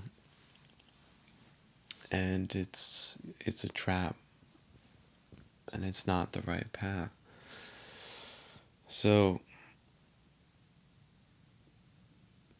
you can see how people are trying to disengage from these things unskillfully, and then you can appreciate the skillfulness of the Buddha regarding these things. So if you want to think of the human mind as compared to a car or an automobile, the mind itself has an automatic transmission, but sati or awareness is activating the manual transmission function. So the mind just wants to race monkey mind style into whatever it's automatically connecting with. But if you're in manual transmission mode, then you're the one that goes, from neutral to first gear to second gear to maybe back to neutral, right? You disengage. Then you might go up a level, third gear, or you might go back down to first gear after being in a neutral state. And you might just disable, or best you can, the automatic transmission. So you imagine if the automatic transmission wants to keep wanting to re-engage and then mess up the RPMs. And so you're sort of fighting, it's not a clean disengagement. In many cases, there's crossover between the two. Both systems are almost vying for control. And so these are very subtle things that require a lot of right effort and nuance to get right. A lot of practice. And of course, a lot of awareness of the nuances and subtleties involved in your own system because they're not transferable one to one. My system, although I can explain a few things, is not one to one transferable to your system. You have to, in whatever given mind moment, know where you're at and what to do, and do it consistently to get the results. And you could, of course, be karmically predisposed because you've been through just utterly terrible and awkward civilizational factors like inversion programs or something like that. War, different kinds of war. You could be through an accident. Maybe pain is like physical pain is one of the bigger factors that you're dealing with from time to time. So there's different techniques and different subtleties that will arise with each individual practitioner, and that's why each one has to get to know their own system, although there are basic theoretical principles that are the same as far as human experience goes. Now remember also that the term greed can be applied to anything. You can apply greed to food, to money, to sensual experiences, or even to knowledge. This is where things get complicated, because people would think, well, knowledge is good, so being greedy for that must be good too. But you see, there's negative karma associated with that, because then you essentially end up knowing too much, or knowing a lot of bad things. And these bad things are a great source of irritation and aggravation.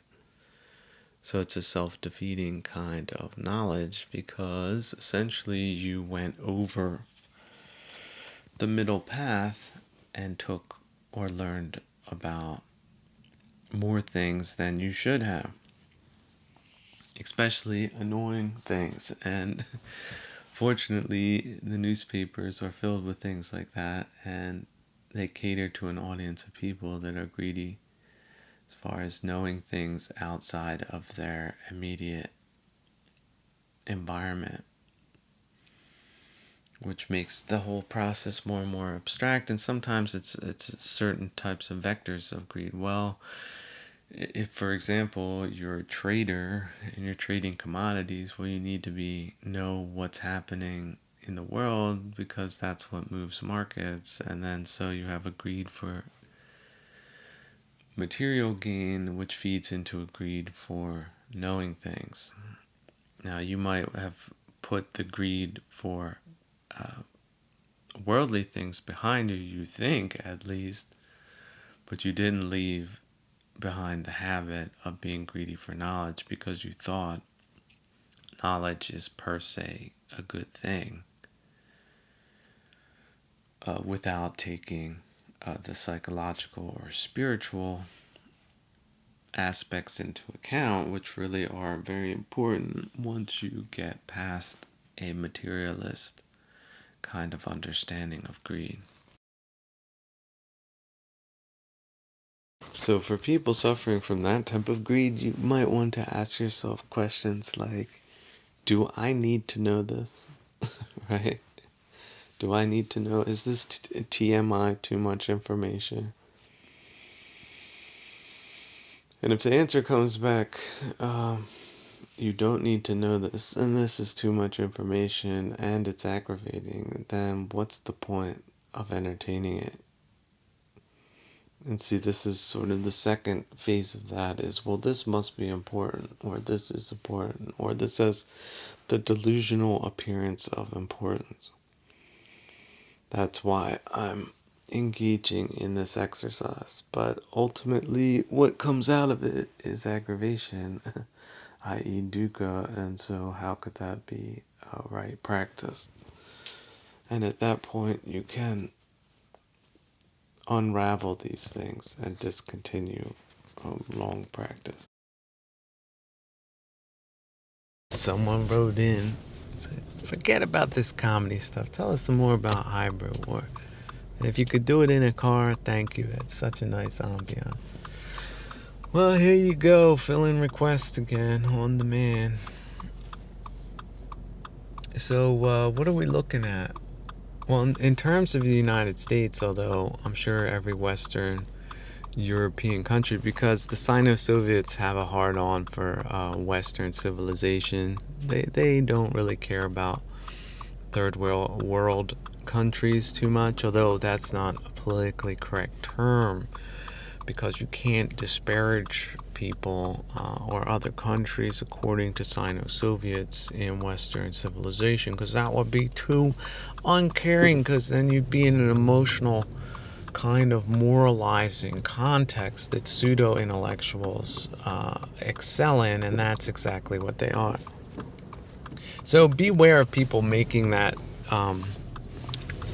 reference and claiming someone's a pseudo-intellectual, because they like to, reverse things and claim the other side are pseudo-intellectuals, but essentially they're pseudo-intellectuals, and you can notice it on the basis of their moralizing argumentation. It's a bad thing to talk about things in plain language because they're emotional.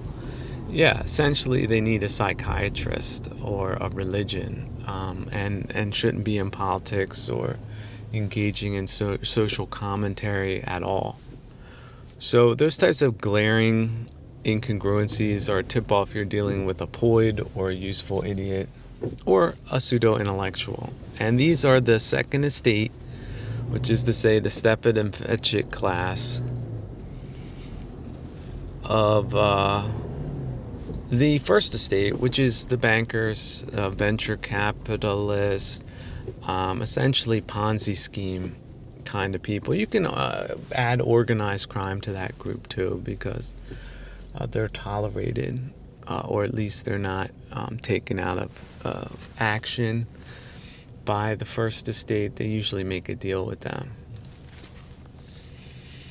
which can either work out for them or not long term. They're not really long term thinkers. These are, godless people that are in it for money and worldly power.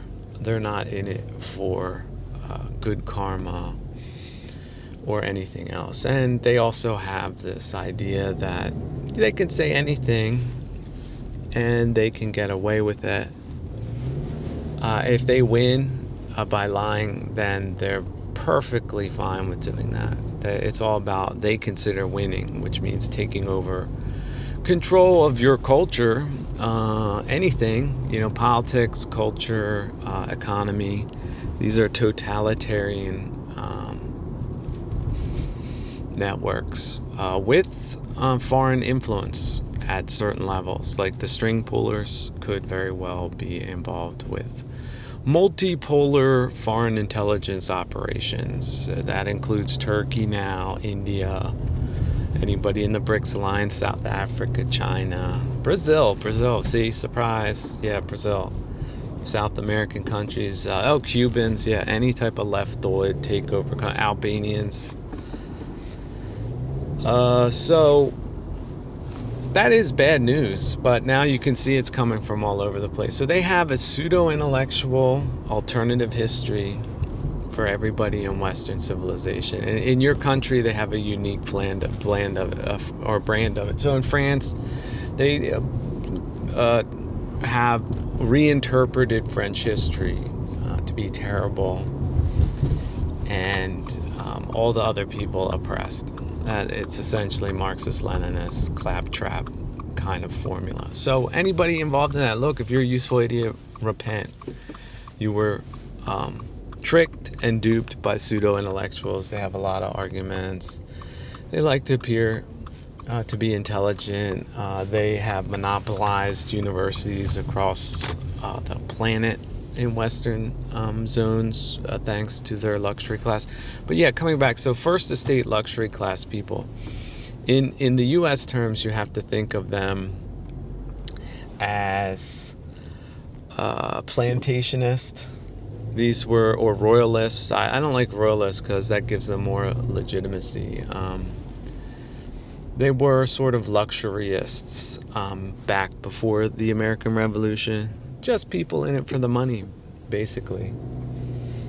No regard for human rights, no regard for the culture. Just go into some remote area or kick out the Indians, right? Or whoever else was there. And then set up a plantation with imported slaves and live high on the hog like that. About Boss Hog bags, yeah, that's it. So watch Boss Hog, Dukes of Hazzard, there's a reference.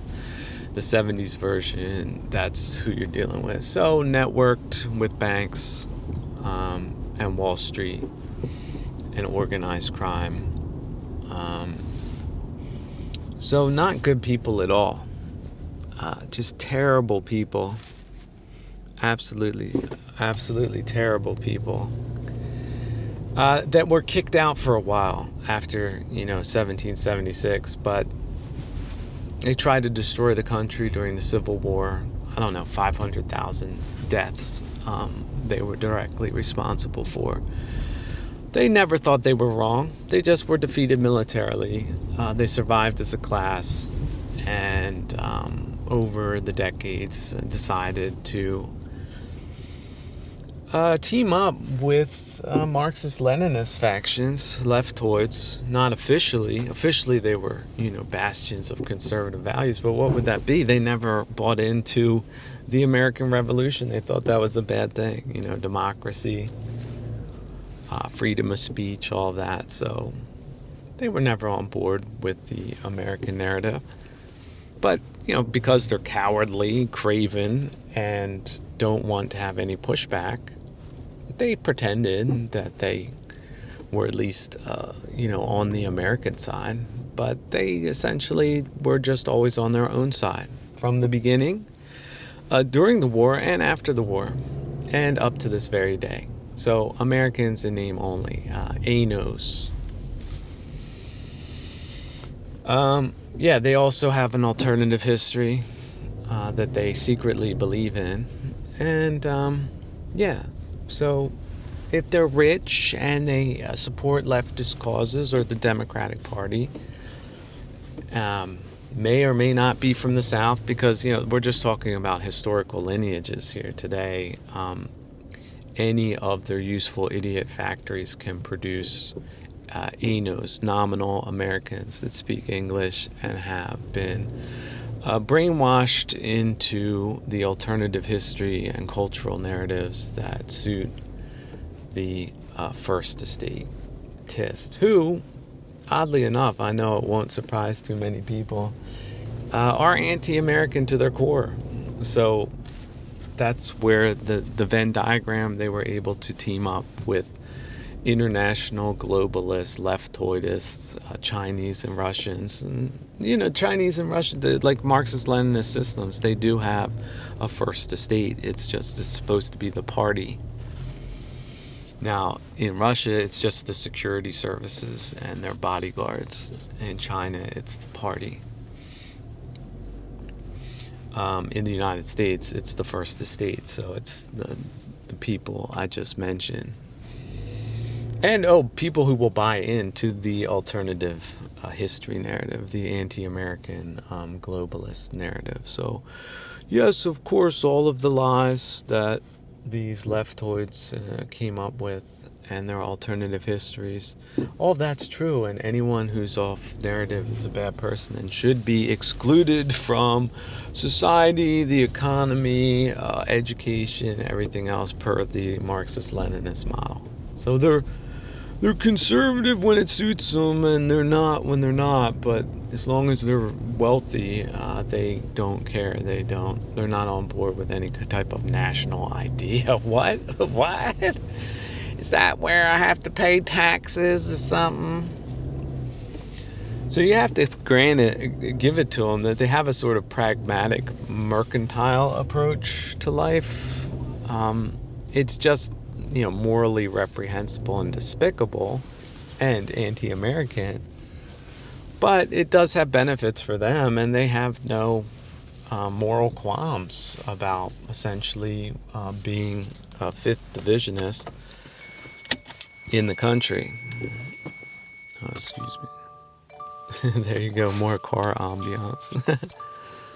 Oh, there we go. So, yeah, that's pretty off-putting. But coming back to the pseudo-intellectuals. So, yeah, if you're a woman and you studied anything but home economics and you have political positions and you believe the alternative history, you're a pseudo-intellectual. And there's pseudo-intellectual classes in Cuba, in Albania, in post-communist countries. East Germany has had many numbers of pseudo-intellectuals that they don't recant anything that they believed in as far as socialism or whatever was concerned. They're always morally right. They're always morally justified. They're always campaigning. They're always organizing. They're always misrepresenting the facts. But they were graded by educators with gold stars. So everyone else, of course, they're wrong. They don't know what they're talking about. They're uneducated. That's what they say. You're just a boob. something like that. Oh, you're bougie. That's fun. These people are, again, pseudo intellectual snobs. They're ideological conformists. They're moralizing lunatics. And their policies are blatantly destructive. But here's the other thing. Don't think that these people become honest at some point. They don't. They're thoroughly dishonest. So they'll never admit that. They will never admit that their policies are disastrous. They're always working towards utopian goals. And to use harsh words about these disastrous policies is the real moral failing that you would have for not being on board with their program. So these are diehard people. They're stuck in their ways. They're not changing their opinion. They have covert positions. They're in it for their own self-enrichment. They're not on board. They're aligned with hostile third parties in a multipolar world. They're hybrid war operators. They're POIDs, political operators in disguise. They're useful idiots. They're snitches and spies. They are the same thing that the Soviets released in Eastern Europe for decades, with horrifying results. Just, there's nothing good about it. But see, if they can take over the academy, then they also have selective truth. Like, we're not going to talk about that. We're just going to talk about the bad things, these boogeyman did that fit into our ideological paradigm. And that's it. Just go around in circles, blame men in general. Feminism is one of their big deals. Again, appealing to women on every issue. Blaming the founders of the country. That's another one they like to do. Cultural inversion. And finally, who benefits? So rich people in these systems that are off narrative, that's very rare. Now, they might exist, but essentially, like in the Cuban model, the rich people are the politically connected people, and that's it. So you can see them as the pig class per the Orwell Animal Farm model. And that's what we're dealing with. So they also allowed that Wall Street was a conduit for foreign influence. They allowed these horrible, hateful, hate-drenched parties gain a stake in corporations, switched out the management, switched out the working culture. And the results are disastrous, but that's okay for them because the less things that work on our side, the more of a chance they have for world domination. Can you imagine? They really do believe that. They're still working towards that. That's why we have these people amongst us. So what's the solution? Well, yeah, if you've been doing that, stop doing that. If you don't belong in a place and it's not working out, move to another place that is. Like, if Plantation has brought you in and they mistreated you, well, go somewhere else. It's not going to be getting any better. You best believe that. And as far as plantationists go, you're going to have to just realize what you're dealing with. These are just horrible, traitorous, misguided people. And they formed a class now. And they're engaging in class warfare and psychological warfare and economic warfare and political warfare. So isn't it great? I guess, if you thought nothing would change from 1776 to today, I guess I hate to disabuse you of that notion. But this is what they've been doing. This is what they've done. And they got a bunch of pseudo-intellectual idiots that are on board with it. So if these people, again, this could be anybody, can get contaminated by it. It's like a mind virus. If they get it, you might just have to write them off. That's just the way it is. Because they have written off a culture that works. And they've substituted it with a one-way slide into Cubanism or Venezuelanism because, there's really only two classes, right? Have and have-nots there. And remember, a lot of things they promise, like we're going to do all this stuff for the workers. They don't deliver, right? It's just to snow people until they're snowed out. And then they just consider these people throwaway dummies, keep snowing them with propaganda one day, right? No delivery, but oh, well, one day and oh, you died and wasn't it great you didn't do anything or you helped facilitate that process. And they'll give you a golf clap and it's on to the young people that they're obsessed with. Messing them up, putting them on the wrong road. And the effects are devastating. So yeah, but the devastating effects, that's something that could be statistically qualified. They censor that information, they deny it exists, and they also attack people that blow the whistle on them. So I don't know. If you thought this was heaven on earth here, I guess that's reason to believe it's not true. But the good news is you can live a separate life without these types of people, and whatever they think is good or beneficial or socially something that they should applaud, it's the opposite of that. These people are the last pieces of trash that you could possibly imagine. And they've been trashed on purpose. And they're not looking to change, and they're not looking to improve, and they're looking to make things trashier going forward. So if you're going to write somebody off because they try to write off the opposite of themselves, that's the party to write off. And don't even feel any kind of regret doing it, because it's like not getting gonorrhea. You just don't regret one day of not interacting with it. Now, one key aspect is to remember that they are totalitarian. So if they do end up taking over your political system, then they monopolize that. They don't let any outsiders in. You need to be on narrative with their pseudo-intellectual babble.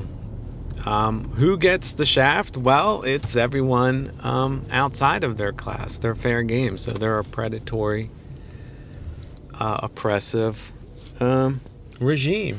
Doesn't matter where they are. So they have a getting set up phase. Then they have a monopoly phase, and then they have a die out phase. I would say Cuba, for example, is sort of in a dying out phase. But what's dying out? It's just they have a massive amount of people in the poverty range. They don't have working infrastructure, and they have, who knows, maybe 10,000 people predating on however many millions are there.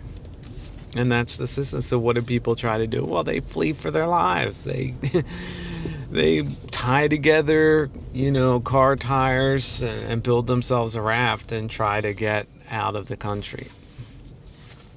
That's what they do. They did it in Cuba.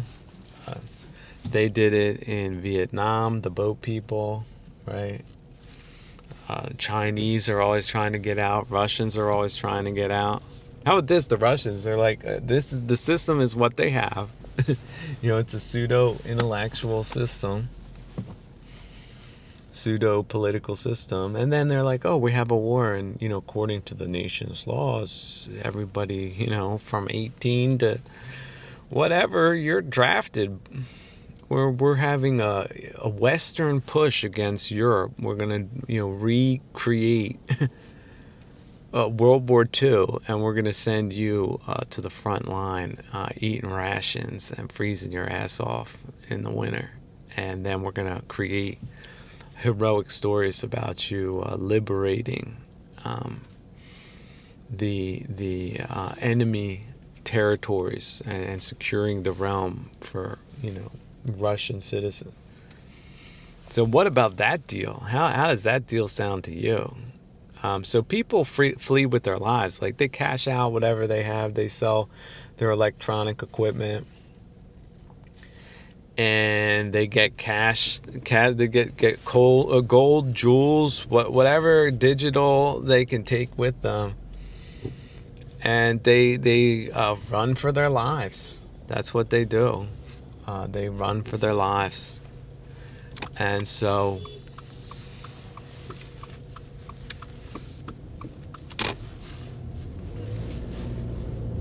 that's just what they have to do. Yeah. And so at what point will the United States become that way? Well, in certain places it's already become that way. It's just, first the cities go, then regions,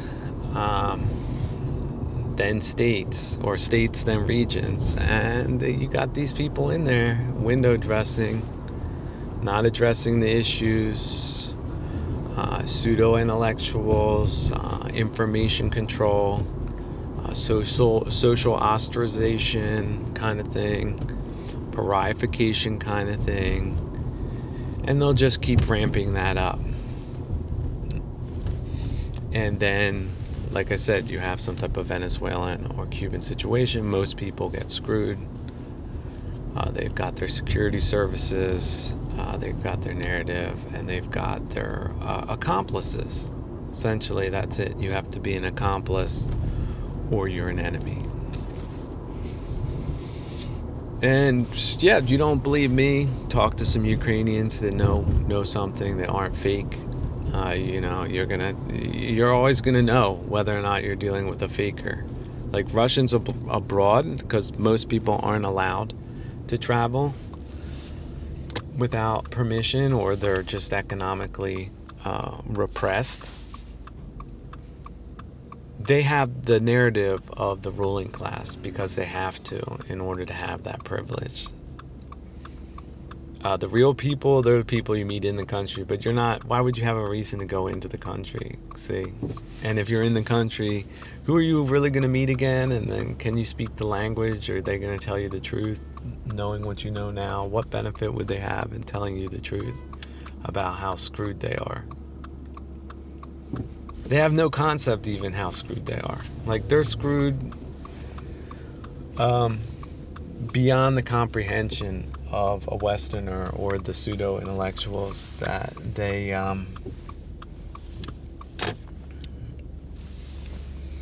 employ.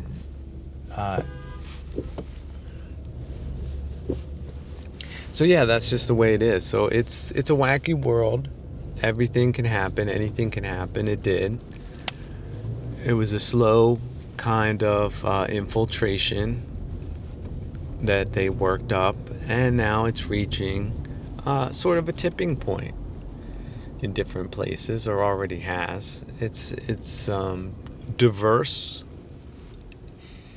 it's diffuse, and so yeah, one of the strategies is to vote with your feet. So if that's what's going on, you're not crazy. Essentially, they are, and they're up to no good. They're doing bad things. They have a reason for doing it. They have a direct benefit from being the inside snitches and just presenting themselves to not be that, being big humanitarians. They live in a play pretend kind of self-generated fantasy.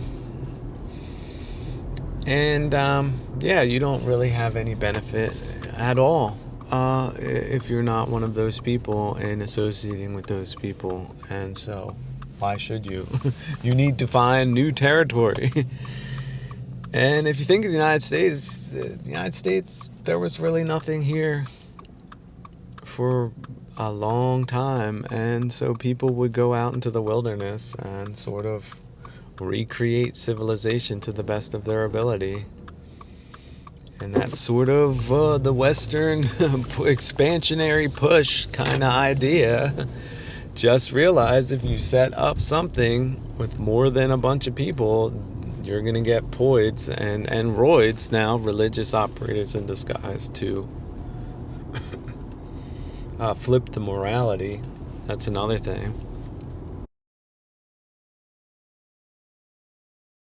Okay, so how do you define them another way? Well, the other way might be to think of them, they're post-national nominal actors in some form of economic exploitive corrosive international cartel kind of entities that collect these malignant interests and forces into corporations or trusts or who knows what. They have an international character, and yeah, they're post-nationalistic, so just keep the name on the countries and create some kind of culturally jammed, exploitive grid of socio-economic control, and voice that fake version of the country via a fake set of political proxies off on the public and call them their political leadership. They're just sponsoring these goofballs.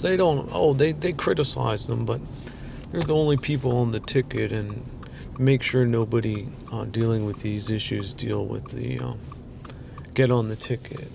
So there you go. Democratic Party mostly, but don't forget the fake rhino contingent of the Republicans. There's no party necessarily that has been keeping these people out effectively. And wouldn't you know it, they got a lot of money. Nobody knows really where. They say it's legal. Their lawyers say it's legal. But if there was an investigative committee, they'd probably all be in jail for life. But until that happens, everything's legal. Remember that. At least they say so. In the field, it's always about training. So we might have to splice a wire together that snapped because there was a bunch of different debris in the road and it was dark, and you wiped out, and luckily you didn't injure anything, but a wire got spliced and it was sort of hard to find in that canal because it's flexible. But if the front light doesn't work, then maybe there's 3 cables, and maybe 2 of them look like they're still together, but guess what? The one of them isn't. You weren't even expecting a third wire, but it might be. It was the power wire. It was the ground and positive. They were connected, but no negative or minus or black wire. No energy, okay? So the circuit was broken, the backlight worked, luckily, but the front light didn't. So it was, guess what? You gotta follow the front light wire through the cable till you find it. And then you gotta find a way to splice them together, and then it's really good if you have a wire cutter with you or a stripper. Actually, a stripper is better, or one that has common gauges in it. Maybe a handheld one. It's sort of convenient to have because I need to strip the 2 ends and then splice them together. It would be nice to have like a plastic connectors with you in different voltages, if that's possible. And you splice them together, and then luckily, yeah, I had that electrical tape because I usually always have that with me. It's always very handy, especially if you have to tape something. It's elastic. You can sort of unattach it and attach it again multiple times, but not forever. So you have to sort of maintain it. But if it stays sticky, for, maybe 10, 15, 20 uses, depending on the environment. I mean, if it's sand or dust, then you're going to have a more difficult time getting it to stick. But if you have enough, like a whole roll, but not one too big, it's too bulky, or they're sort of discreet and squashable. So yeah, that you want to have one of those. But because if you have to do a gypsy splice and it's raining or something and it's nighttime and you really do need that front light, or in a city environment that is otherwise quite hazardous or even illegal to be driving without a front light, and you got to get across the city, it's damn good to have a front light and be able to repair it. So the repair kit for these things needs to be updated because you're dealing with electricity. And then maybe spare headlights, right? In the worst case scenario, you tape a spare headlight, tap on, tap off, and it would be nice if the batteries are rechargeable. right? If you're in that type of zone. If not, then you have the double A version, something like that.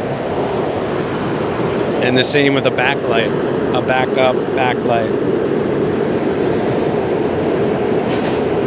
But otherwise, also being able to carry luggage, like, the basics, a tarp and a sleeping bag or something, and just some items, and be on the move, and then be sort of aware of your environment, and move if it's stupid and stay if it's good. That's sort of a way of being. And you'd be surprised. A lot of places are very nice and copacetic, and you never would have gotten to them if you didn't develop some kind of method of getting there and back and not getting stranded or injured or something else. And then you get to the locations where the photos are, and then you sort of can take the better photos, and then you're engaging in sort of street photography. It's not like you're some type of strange person, and you're doing gear testing, and you're out and about. It's public space, right? So if the public's cool, then that's cool. If they're not, then bounce. I think that's sort of changing forms and conditions. But if you're only focusing on the bad stuff and you're stuck in a place where there's only bad stuff, then you sort of are stuck. But having the flexibility to try new places, but within limits, and also not subjecting yourself to sadistic spaces or places or people, having boundaries and still knowing how to interact with people, but getting to places where the lighting conditions are good, so you can take those kinds of snapshots of dimensionality, even if you're in the country, because you can do it anywhere, because it's sort of a method. But you don't have to be doing it all the time. There should be no compulsion to do it. But if it's appropriate, then that would be right view and right effort in a dynamic kind of Fehu way, you see? So that's something to think about. But being prepared, for eventualities. But how could you do that all at once unless you made experiences in training conditions where it wasn't so essential, so you didn't fail miserably because you had gone through a couple of failures, so now you're a success kind of thing. You can get to places that are magical and read a book there and not die, and maybe the world isn't as terrible as you may have doomerized your way into seeing things and thereby limited yourself.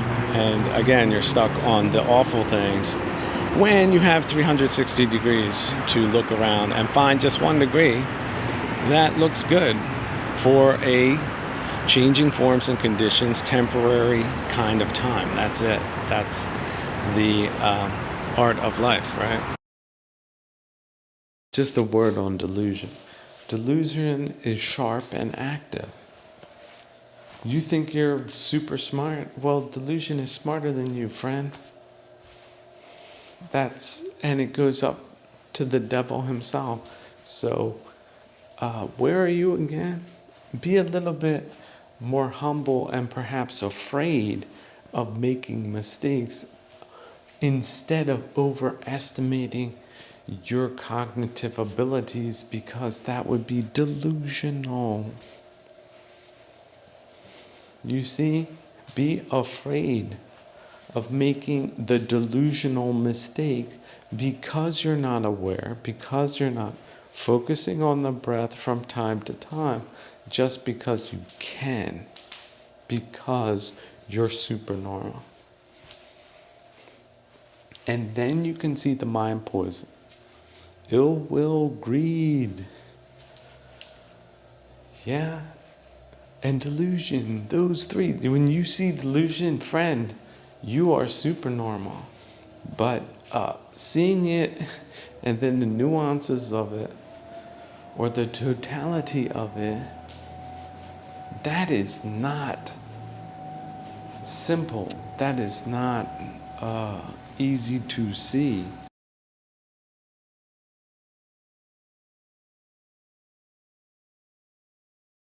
The redundancy. I always come back to a redundancy. I really like that. 2 is 1 and 1 is none kind of reasoning. Of course, not to overdo it, just to make sure you have the things that are important to you, such as perhaps making a recording.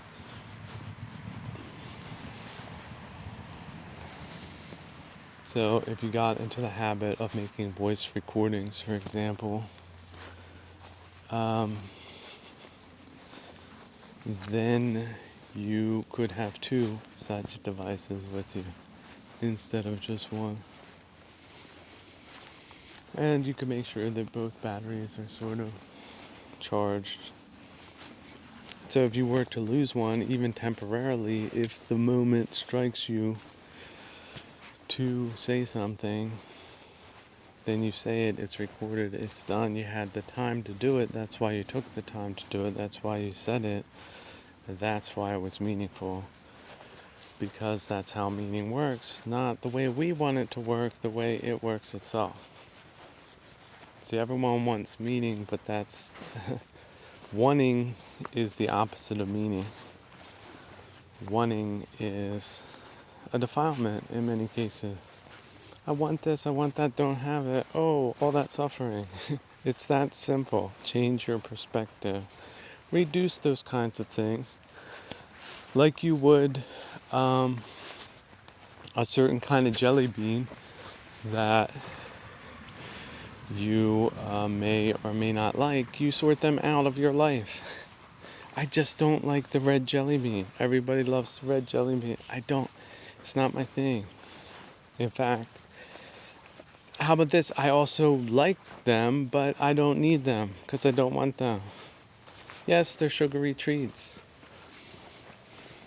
Many times we think they're delightful, but you don't need to eat them every day. In fact, if you never eat another one, that's okay. It's as relevant as that. Everyone abstracted out throughout the entire universe into infinity. Yes, that category, it categorizes them all. You just have variables. Your variables are your problem. They're not the other person's problem. They have other variables. It's just like that. Please, please, please have compassion for yourself and others that are struggling under these conditions we call life, but not always struggling. A lot of people are doing great because they reside in the Four Noble Abodes. Yeah, mudita is one of them, which is, they say, sympathetic joy, but that means, I would say there's a better word for that. It's the same type of joy that you feel when you see a kid having a great time, right? How enthusiastic kids get when they see a butterfly for the first time. That innocent joy that they experience, you can experience that too, vicariously. Also by the arts and cultivated, curated culture that uplifts you and does not drive you crazy, it does not put you into the wrong direction, like depression or doomerism or this isn't good enough. When it's good enough. Just walking in the park is good enough. Breathing is good enough. It might be just 6 months. You were confined to a hospital bed or something worse. That's what life can do.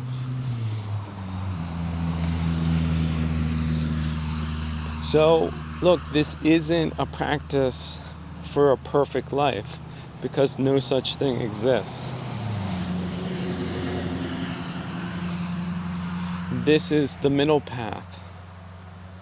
So this path recognizes that yes, there are terrible things in life, but it also recognizes that we, at least in 1/18th part of the awake part of our life, oh yes, we do have optionality.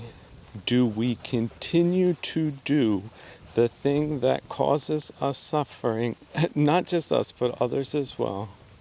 Or do we discontinue that thing in just that 1/18th part called awareness?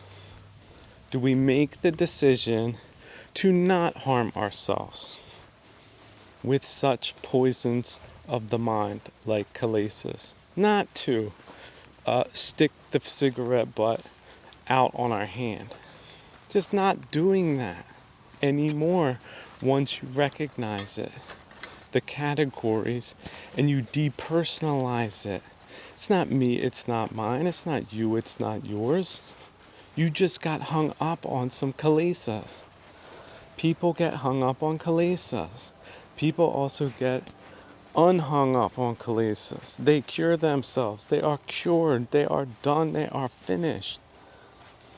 They don't put the paint can to their lips and drink that, even though it's colorful. They've given up the taste. Once they realize, for example, people realize, now see, don't get on me for ragging on smoking again, but people didn't believe it was unhealthy at some point. In fact, they said it was very healthy. It gave you zip and stuff like that. Had all these minerals and other things that you need for a comprehensive something or other. But no, actually that was just advertising, and it led to increased rates of cancer in those people who were unaware of the negative health consequences.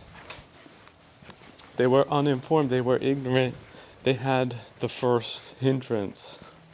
You don't know about chalasis? Ooh, you're going to make very wrong decisions, yes or no?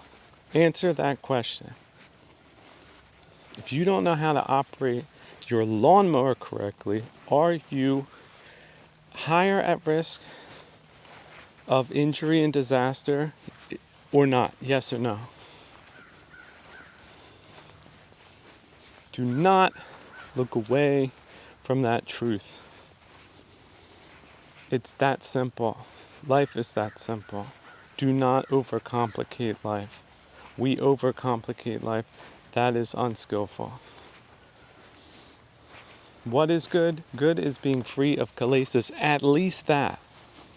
Make that your milestone, your base camp, your zero, your reset, your reboot parameters. Put that in your BIOS. And don't smoke it. Live it. Again and again and again. At least get to awareness, because that is the key. That 1/18th of your existence that is within your hands, that is not karmically predetermined. Through people, places, and things, my friends. Oops, you heard that once? Maybe you didn't understand that. See those categories? Start putting them together. What are your variables? Put a variable list together. 3 categories and your variables. What is it about your place that you don't like? Or what is it that you do like? Maybe you like the things you like too much, and maybe those things aren't good. Maybe the things you dislike are things you can easily edit out of your life if you stop thinking about them. Because by living life dynamically, letting go of people, places, and things, because of course it's delusional, because this person you think you were either attracted to or repulsed by was just a figment of your imagination, essentially, in most cases, or a large degree of it. And so we get caught up in these relationships and these mind moments, and people can get jealous real quick because of that. And people have died. Lots of people have died based on that. Terrible ways to go. And the people were innocent. So just imagine that this teaching can keep you from such a destiny, such a hell realm, and you would say that the Jade Diamond vehicle is not worthy. Then you would be wrong again.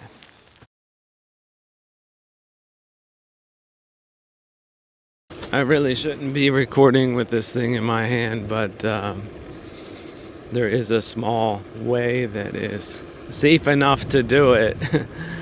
There's no cars coming, at least none that I can see, and I can see the pavement clearly. And I'm not going fast because why would I do that? Why would I unnecessarily endanger myself while I'm making a note of something pleasant? So focus on the good things.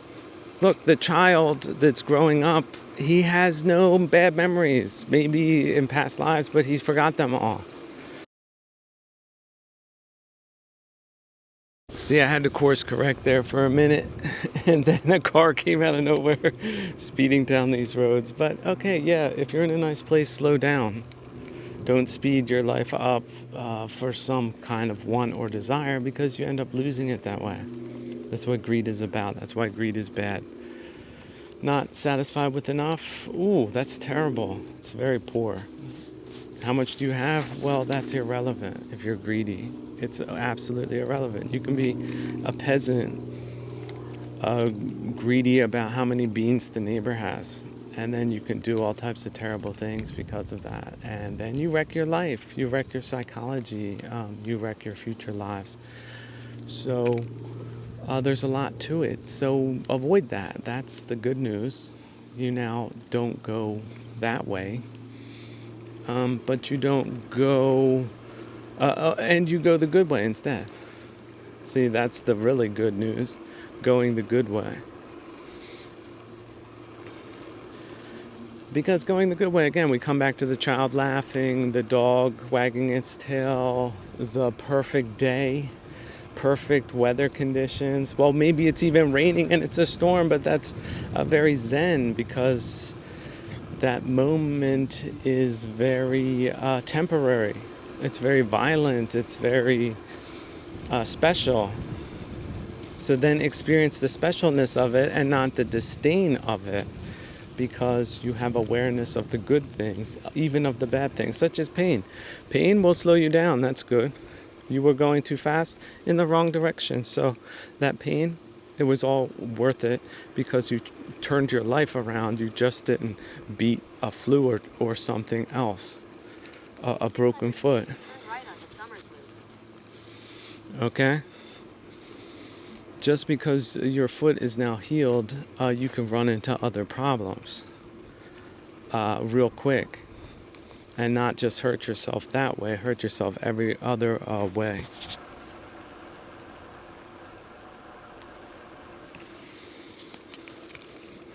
And so if we're compassionate with ourselves and others, we won't do that. Or if we do that, we'll heal, we'll recover, we'll change our point of view, which costs us really nothing.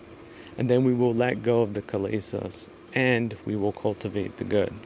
The good mind moments, when we have time left over after all of the other things that we've been doing, then we're going to clear out our minds of any kilesas or things that are disturbing us, and we're going to, if we have time left over, focus on those good moments and just fill our minds up with that.